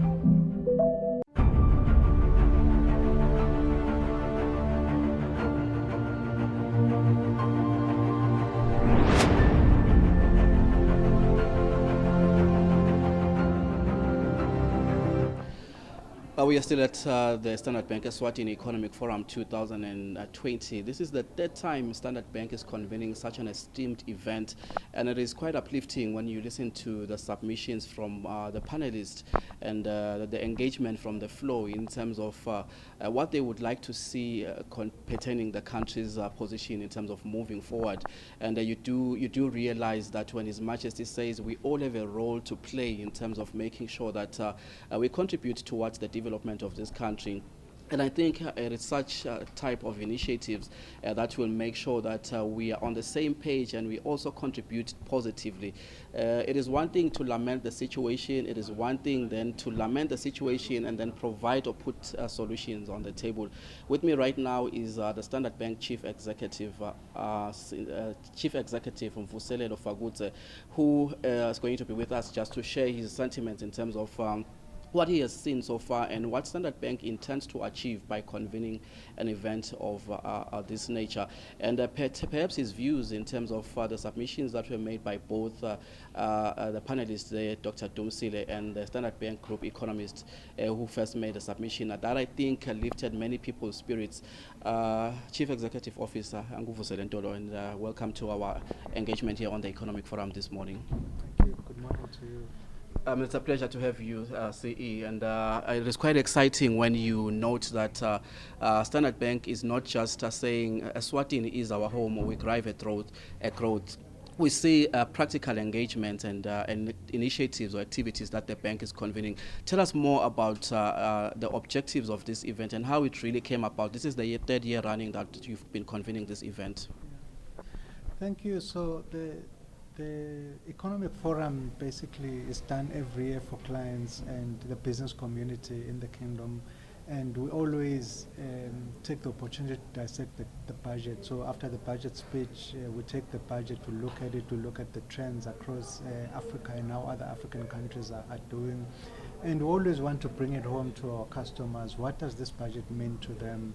You know, how optimistic is it? How realistic is it? Because it's very easy to look internally and say and be dismissive, but you could also look at opportunities, because even if there's a war, there are always opportunities to do business. So our role in the financial services sector is to provide financial services to customers. So the budget is very important to us, just as the speech from the throne, but the budget then says what are we going to be doing, what are we going to be spending money on. So it's very important that we then take that and take it back to customers and really try and connect economic activity in the kingdom with the opportunities that are made available by the budget speech from the minister. So the whole purpose is to make sure that we keep the momentum, that the budget speech is relevant and it touches on all the economic sectors in the country. I was very excited when I got a hold of the theme, business resilience in a very tough economic landscape. And I don't know if after the two presentations by our keynote speakers, you would still maintain that we have a tough economic situation going forward. And I was very excited personally when I listened to the very first submission by the group economist who sort of painted a positive picture. And of course, the submissions made by Dr. Dumsile. You had your own sentiments when you first made your preamble saying the economist will tell us, you know. Do you still feel the same way after the two submissions that the speakers made? Yes, I still feel very optimistic about the economy of Eswatini, and business resilience, as we call it, is making sure that we can sustain our businesses even in much more difficult economic times. So we acknowledge that government has struggled with cash flows in the past, and because of that, you have seen suppliers not being paid on time. We don't say that suppliers are not being paid. We're saying they're not being paid in time. So the effect of that is that people then price higher when they service government. So you find that government expenditure will double because of the late payments that government experiences. So as a consequence of that, we are then saying, you know, a budget that seeks to clear the areas and pay people upfront will allow government to pay true value for money, where people are able to invoice at current rates and not price for the delayed payments that they've experienced in the past. So that is very optimistic, because when you put that amount of money into the economy and you allow business to generate even much more activity, there are always positive spin-offs coming out of it. So the resilience in tough economic times is that we know how tough the economy is. The government is the biggest player in the economy, and whatever happens to it affects all of us in business. So it's very important to understand their perspective, but it doesn't change that we're still a net exporter we have a balance of payment surplus, which means that we have more liquidity in the market. You know, so government may be out of cash, but the economy itself is cash flush. So the real question is, how do we then balance that?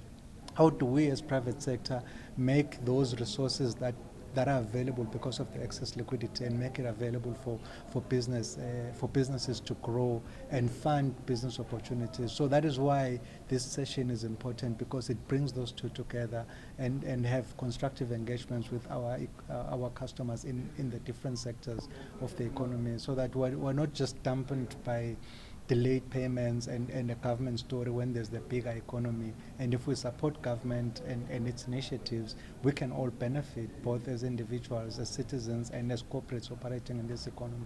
Yeah, and I don't know, see if I'm correct by saying mostly when economists or commentators say we are in a tough economic situation, it may also create a sense of restraint within the business community. That is the sense that you conduct yourselves and exert yourselves in the market could be affected by the outlook that commentators or economists create, you know. From the presentation that was made by Farushki when she spoke about the positive sense of direction for our economy, could this then mean that we could see a sense of your bank in particular, or your business, releasing itself more into the market in terms of applying or engaging its customers or its audience? Yes, we look at business from a risk perspective. So if a person is applying for a loan, regardless of what the state of the economy is, we always look at what's the probability of the person defaulting. So what's the likelihood that if I give that farmer money to go and grow sugarcane, that they might not be able to service the loan, because our obligation is to make sure that that money, because we're an intermediary, we have to keep deposits and make sure that when people need their money, we can give it back to them. So being resilient in a tough economy like this means that we always have to look at the risks that we take. And you'll see when we post our results at the end of March that there's a lot that we've done as a bank in the underlying economy, and you can see the benefits coming out of that. So what I'm saying is, it could be a tough economy, but there are always opportunities for growth. So for instance, if you want to lend to someone that's completely dependent on government for their business, you want to lend with caution. So if it's a construction company, you want to know that it's a purely externally funded project, whether it's a road construction or the ICC and things like that. So you know that there's specific funding for that, and you'll not run into the areas problem. So you can lend and make sure that you can manage the inflows of cash. So it's just how well you manage your risk when you know that there's a risk in the underlying economy. But also just to look at the bigger economy. So if government were to fail to pay salaries, for instance, then we'd all be in trouble. We would have a different type of economy. But we've not reached that stage yet. So they've continued to manage to pay salaries every month. We've had noise about them struggling to pay, but we've never had a situation where the country has not been able to pay the 44,000 strong civil servants that are employed by government. So as long as that continues to happen, we will continue to play our part. And by making funding available, whether it's to help a person build a home or buy a car or pay their children's school fees or help a company to expand their investment, you know, we always look at the risk and return and how well we can get assurance that whatever lending we do, you know, the money is going to come back one way or the other. If I look at the entire banking sector, the rate of non-performing loans is not as high as some other countries. So it means that we have a very strong financial services sector. We are very strong in terms of risk and compliance within the banking sector. And that's reflected in the underlying economy. That is why we're not significantly impacted in 2010 when there's a big impact on banks. This government did not have to bail out any bank because our banks are strong. So yes, it's tough economic times. We are very dependent on South Africa. We cannot generate our own electricity as a country. That is a big risk. And if Eskom is not able to supply not just South Africa but the rest of us, we will all be impacted. But to the extent possible, they've continued to supply us, and we've not been as affected as South Africa with power shortages. And therefore, our economy, is not growing as fast as it could because of the dependencies, but there are a lot of positive growth in different sectors of it. And see, I know that Standard Bank Eswatini is one of the financial institutions that strives to extend credit to the business community, in particular to start or to even sustain or grow their businesses.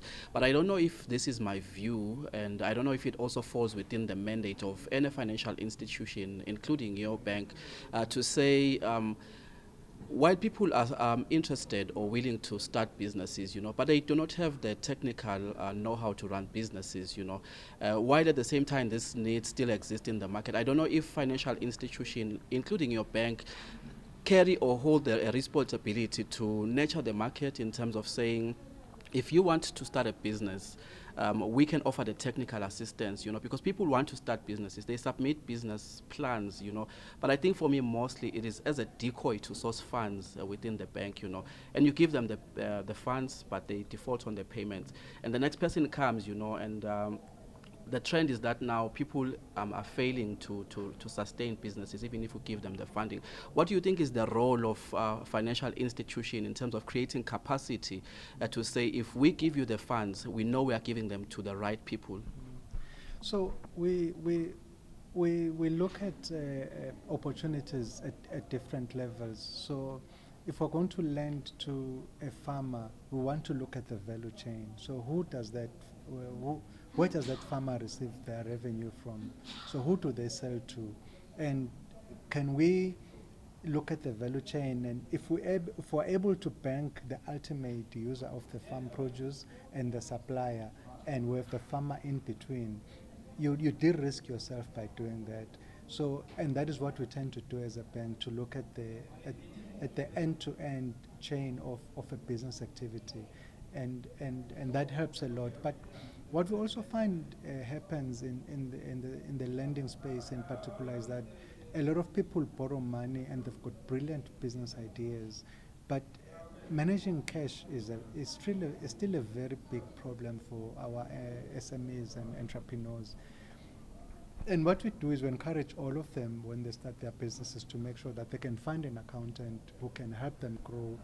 And as businesses grow, we actually we go to the extent of demanding that they hire competent chartered accountants to help them manage the business, because you can overtrade and kill a business that is very good.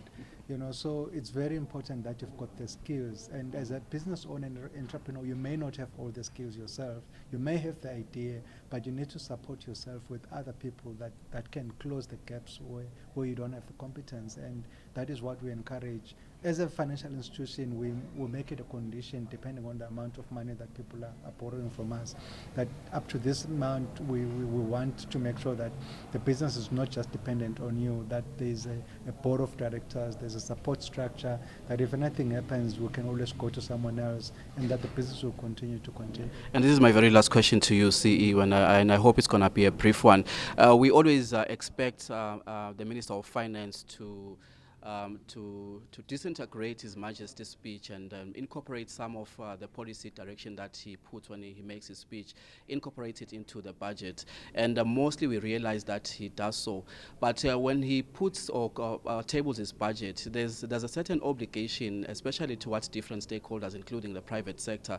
And one of those things for me is what we find His Majesty made a statement on the speech from the throne, where he declared the year 2020-21 the year of the small and medium enterprises, And I was hoping we could see that indicated in the budget speech, and in turn maybe the private sector to also play its role, particularly financial institutions.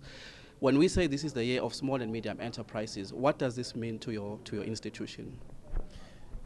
It basically means that we also have to align ourselves and prioritize. So it means government is going to enable SMEs to thrive.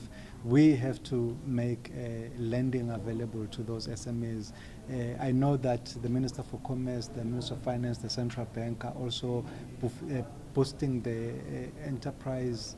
There's a scheme at the Central Bank that supports SMEs, and that tends to be a security for SMEs and funding for them. So we're all going to be actively participating in this, and we have 8,000 strong SMEs in our sector as a bank. We're happy to grow that, and if people want to come and bank with us, will make services available to them, and we entrepreneurship and SMEs are a very key focus for us. We have a dedicated team that specifically helps them, and we're happy to participate in line with the speech from the throne and the budget speech. See, thank you so much for your time, and we do hope that you continue to enjoy the deliberations of this very esteemed activity here today. Thank you very much for hosting us. Mvuselelo Fagutse, Standard Bank Chief Executive Officer, sharing his sentiments on how he believes the countries could move forward, especially looking into some of the nuggets in the budget speech and some of the submissions that we have here today. We have an activity going on inside the auditorium where Tamil Lamini from the National Agriculture Marketing Board is making submissions in terms of how we can grow and find opportunities within the agro-business sector.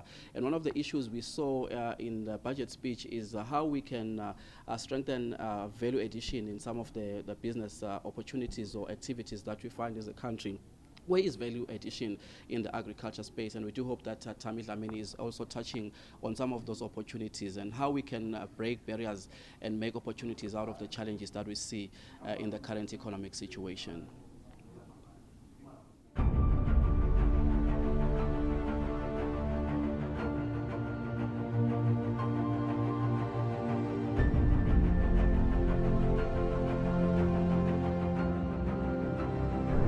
Standard Bank, moving forward.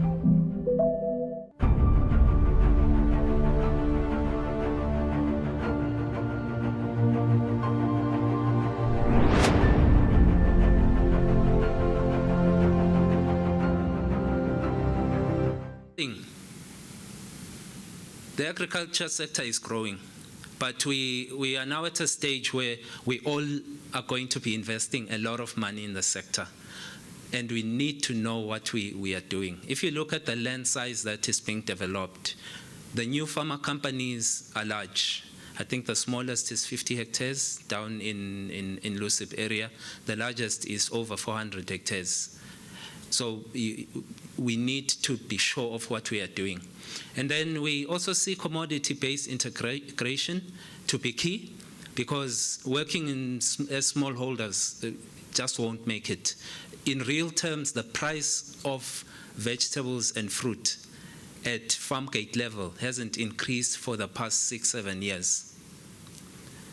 And it's still going to go down because of the integration that all the shops have, especially in the region. If you look at major retailers, they are going backwards into the value chain and funding a large part of the value chain. So they are bringing the cost of production way, way down. And we need to compete on the cost of production rather than try to get higher prices. The sector, again, if we can unlock the value from the investment that has just been made, it's worth over 2 billion that can come into the sector directly and also by creating indirect benefits. Preliminary work has been done. The infrastructure has been put in place, and we are yet to fully utilize the infrastructure that has been put in place. We know where our markets are, and we now have a system in place where if you come with a market today and say they want so much in Taiwan, we can immediately tell you, firstly, is it possible? Secondly, how much do you need to produce to meet that? Thirdly, what are the logistics involved that you need to be cognizant of? And then lastly, whilst we have said what government has done, what other players in the sector are doing to improve the agribusiness sector, farmers are still required to acquire the skills that are needed, acquire the intelligence that is needed to operate an agribusiness in this century, and also ensure that you are as efficient as possible, because that's how the world is competing today. It's efficiency. I mean, Chinese are producing in West Africa and selling from China. And if you look at the cost of that product, it's still much, much less than I would buy from a farmer in Eswatini. That product landed in Swaziland is still 50-60% the price of the farm gate in Eswatini. So those are some of the things that we need to look at, and more importantly, we really need to be competitive and also look at how we shape the farmer of the future. Thank you. I think this is my last slide.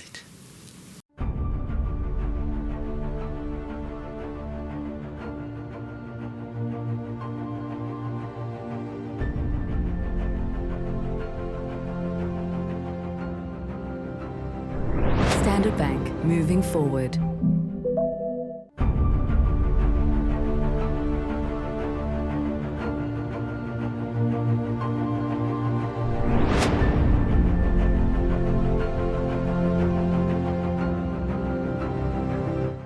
We have a default value date, which is the date on which the transaction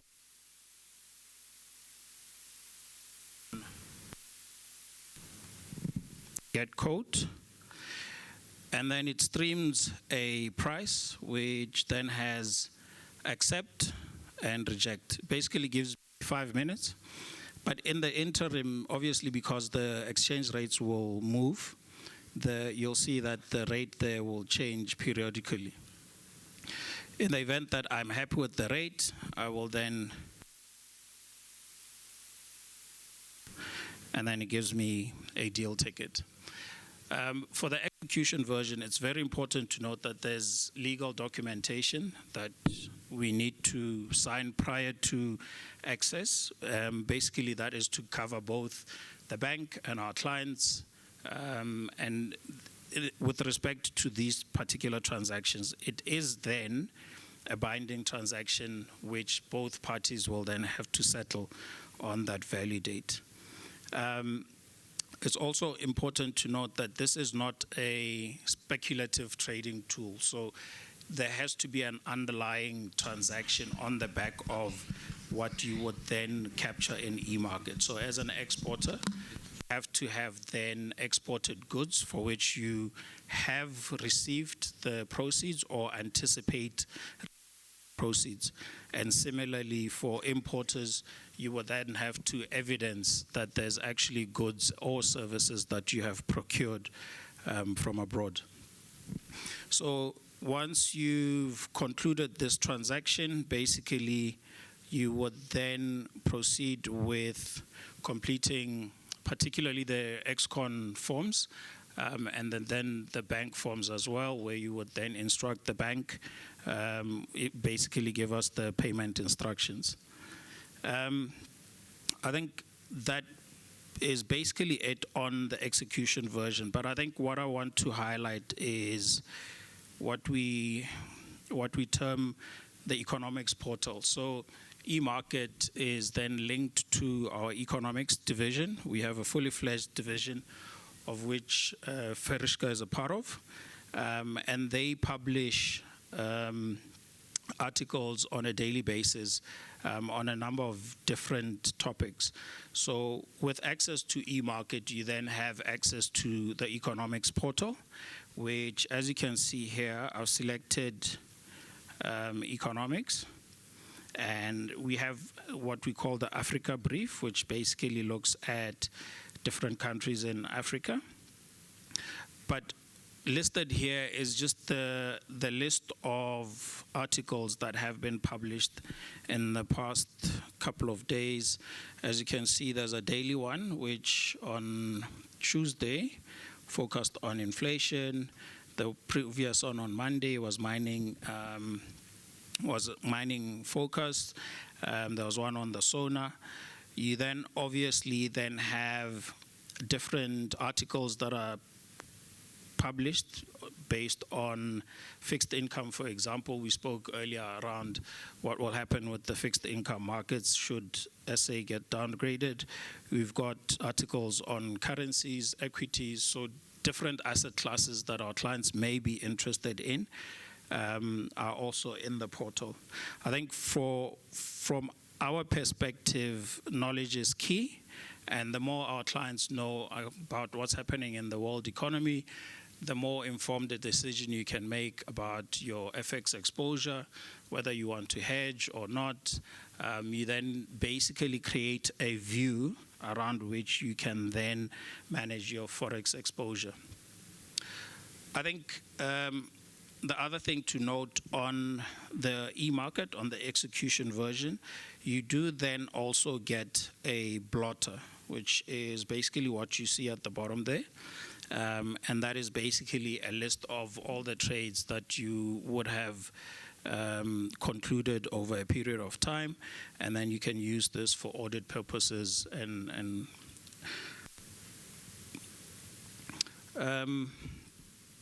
I think by and large, in the interest of time, that is all that I can or I should show you for now. The way that you do get access to eMarket basically is to contact us as Global Markets. We will then give you access, firstly as view only, but should you then require, we can then upgrade that access to the execution version pending the submission and signing of the necessary documentation. That's it from me.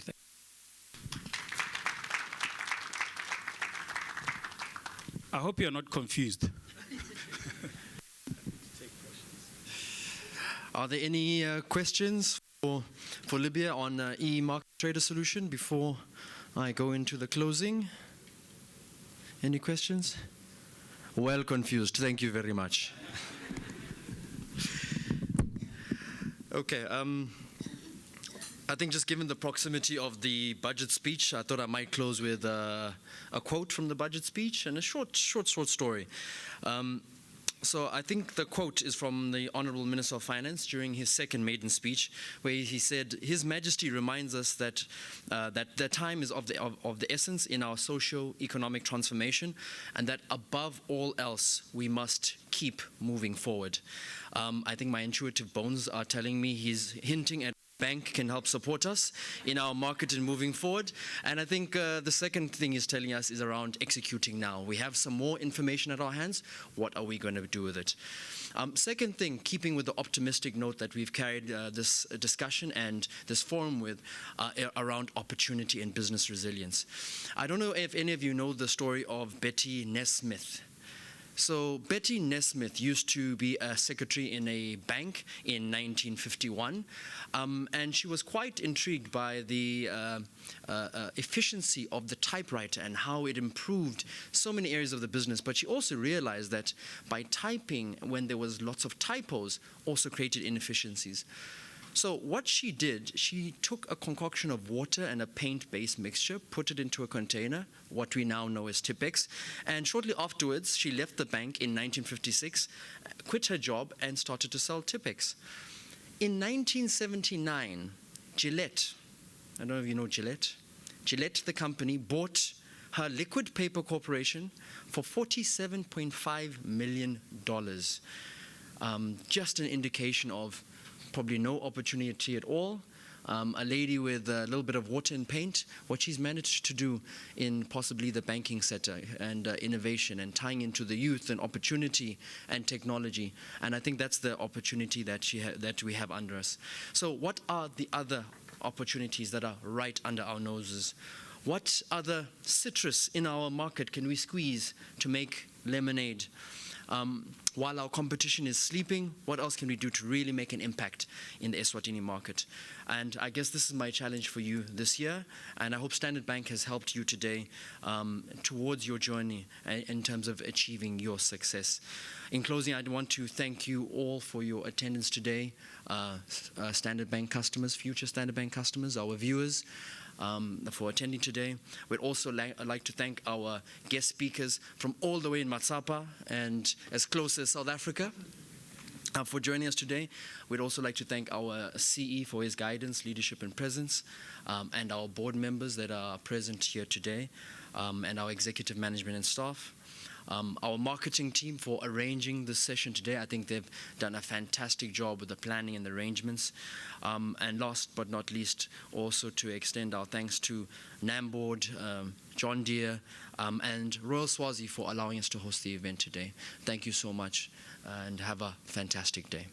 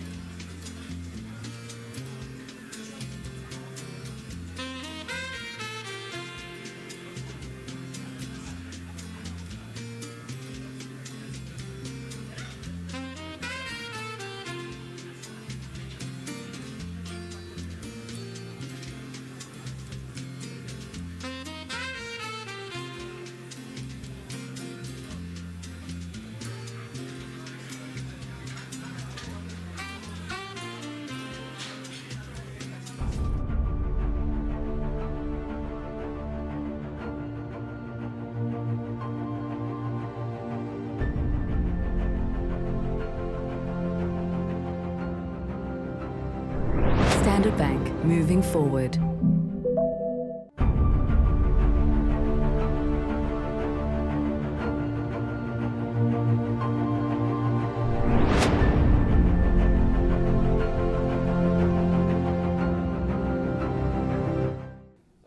We have almost come to the end of our broadcast here at the Eswatini, Standard Bank Eswatini Economic Forum 2020, which Standard Bank convened at the Royal Eswatini Convention Center for the third time running now.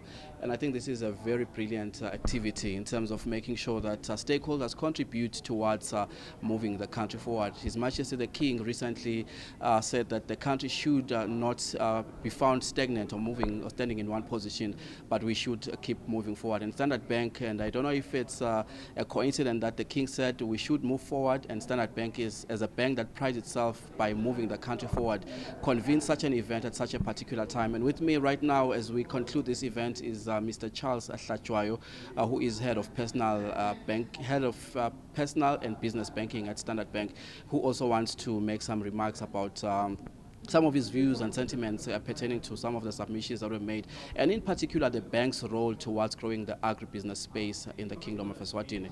Mr. Hlachayo, thank you so much for joining us once again here today, and a pleasure to have you in our studio right here. And you have been part of the whole event here from the time it started to the time when our keynote speakers, Farouche Kivi, the group, Standard Bank Group economists, made their submissions, and Dr. Dumsile as well.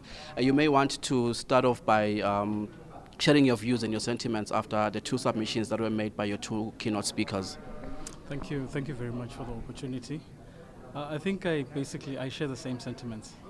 We are very positive about the future, looking at where we are coming from and what we have seen happen in the past year, and the matrices that we're seeing coming out of the budget speech for 2020-2021.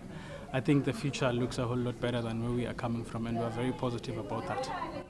And from where you are sitting as a head of personal and business banking, the previous outlook in terms of how commentators and economists had always been portraying the current economic situation, did that affect your business in any way with regards to how the market was conducting business with the bank? And your outlook now that these two economists are saying the future looks optimistic? Well, certainly it did, because we do business with the business people that are operating in the kingdom. If those businesses are taking strain, by extension we're also going to take strain. There's a number of businesses that we saw taking strain in the course of the year, and by extension we also took strain. Businesses that were not paid over an extended period of time could barely operate. We had to take provisions. So we definitely did feel the pinch as well. But I must say that one really needs to commend the efforts that the government has put in, because we're seeing the traction, we're seeing an improvement. And when we look at the budget that has been presented right now, it portrays an even more positive future. So it is from that perspective that we take a lot of comfort that things are going to get better going forward. We have seen some payments coming through, and we've seen some activity taking place with some of our businesses. We are not out of the woods as yet, because we still have a few that are still struggling. But if we look at what has been presented, we do believe that the future is a whole lot better than where we're coming from. Yeah. And we've heard quite a number of economists and commentators saying we need to diversify the economy. And submissions by the two keynote speakers here today reinforce that narrative. And as one of those, I believe the agro-processing sector is one of those. As much as it started this narrative last year, and it's coming back today and say we need to look at value addition opportunities. And I know that Standard Bank is also looking at strengthening its agro-business sector. What are the opportunities within this sector, and how do you hope to engage the market more to make sure that we derive some meaningful benefits out of this sector? Our purpose as Standard Bank as Eswatini is our home, we drive a growth. And in the agri space, we see a very great opportunity for us to put that talk into practice, because there is plenty of opportunities that are in the agri space. For a very long time, I think there has been a lot of focus in the sugar industry, which has obviously done very well. But there are opportunities in other crops as well. As you'd have heard the presentation by NAMBOARD, the issue of food security is certainly a key focus area for the country. The fact that people need to eat is something that we cannot run away from. If you look at the amount of food that we are still importing as a country, it's a very clear indication that there's so much opportunity for us to grow our economy and help create employment within the kingdom, just based on what those numbers are telling us. So from our perspective as well, we have taken a very deliberate view that we are going to focus in helping our farmers in the agric space. And when we are talking about that aspect, we are not only looking at the big commercial farmers, we are also looking at the small and medium scale farmers, where we are looking at partnership opportunities with institutions such as NAMBOARD, with institutions such as Eswatini, where we identify the value chains and where we can add value. Because the key thing is, if the farmers have identified opportunities, the likes of NAMBOARD are assisting them to get a market, and they've got the right level of expertise, and if they do not, they've got the right technical advisors who are helping them in that aspect. Then if you look at that end to end, it presents a bankable proposition, a viable proposition, because at the end of the day, what we're trying to do is to look for bankable propositions, where we make sure that if we put in that money, they are indeed going to be able to generate income that is going to help repay that debt. And by so doing, we are helping create employment in areas that was not happening in the past. And I think I'm excited to hear that the means of doing this is by creating collaborations with the people with the technical expertise, such as your SWADE, your NAMBOARD, and the likes. But maybe one of the issues we need to also talk about from as head of personal and business banking at Standard Bank is the issue of how we strengthen credit towards businesses in the country. You know, when His Majesty says declares the year 2020 as the year of small and medium enterprises, this also needs to translate into how we resource this sector. And you are probably responsible for coming out with strategies in terms of saying, how do we do this in a practical manner to make sure that this statement is not just a narrative coming from our principals, but we are able to domesticate it. Absolutely. So the most important thing is the viability of the project. And based on what we have seen so far, and especially as you go lower in the segments, is the importance of these partnerships that we're talking about. So if you partner with institutions like your NAMBOARD, who will make sure that once the farmer has produced their produce, there is a market. If you partner with people like your Eswatini, who even assist with the technical aspect of farming, who will make sure that if you put in your money there, there's almost a guarantee that there's going to be proper management along the line, and you are guaranteed that there is going to be a market. There's going to be the market. Then it makes the proposition to be bankable. It makes the proposition to be viable. That for financial institutions is the most important aspect. The second aspect that has been a challenge over years is obviously the issue of collateral. But it must be said that collateral is secondary. The primary aspect is ensuring that where you are putting that money, that project is going to be viable, it is indeed going to generate what it is intended to generate, and the money is going to come back. And then the issue of collateral, there's work that we are doing around that. And one of the aspects that I think government is also assisting with is the issue of the guarantee schemes for the lower end of the market, where they do guarantee a portion of that debt. And we don't necessarily look at 100% guarantee, because collateral is meant to say, in the unlikely event that something tragic happens and the customer is unable to repay, then you need to be able to recover something. So that is why then we don't look at 100% around that. But it is still important, because a business is a business, something can happen. So I think those partnerships are very important, because that is what makes the deal to be viable. Yeah. And I think now coming back to the same model that you apply when you try and make sure that for instance, the partnerships you have with your SWADE, your NAMBOARD, and the likes, you know, with regards to the issue of financing SMEs in the country, what types of collaboration exists that will probably ensure that when you extend credit, you are working with people who work with the people who need capacity in that area? So I think a very good example is what is happening in the sugar industry. What SWADE is doing that's in that space, they're basically providing the technical expertise through the extension officers. There is a guaranteed market, so we know that there is definitely a guaranteed off-taker. And then what then we do, we come in and fund the working capital facilities for those farmers. So because we know that the other aspects are covered. Charles, thank you so much for joining us. Although I would have wanted to have you reinforce or to sort of define what it means to the average business person out there when we say conducting business, resilient business in a tough economic situation. It is easy to understand this from a broader perspective, like where you are coming from as Standard Bank. But to the average business person, I think they also need to understand that resilience is key in a tough economic situation. That is true. That is very true. I think in simple terms, basically what we are saying is that the environment out there is not easy. There are challenges, and challenges will continue to be there.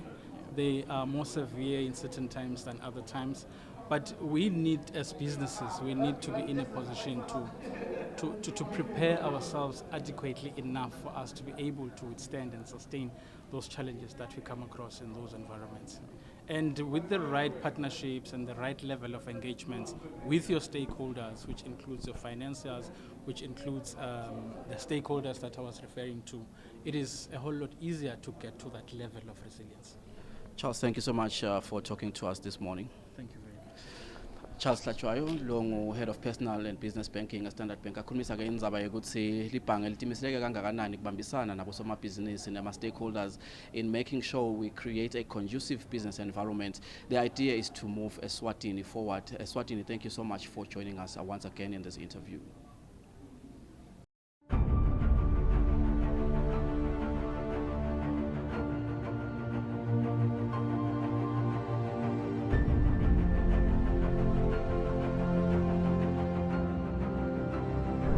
Standard Bank, moving forward.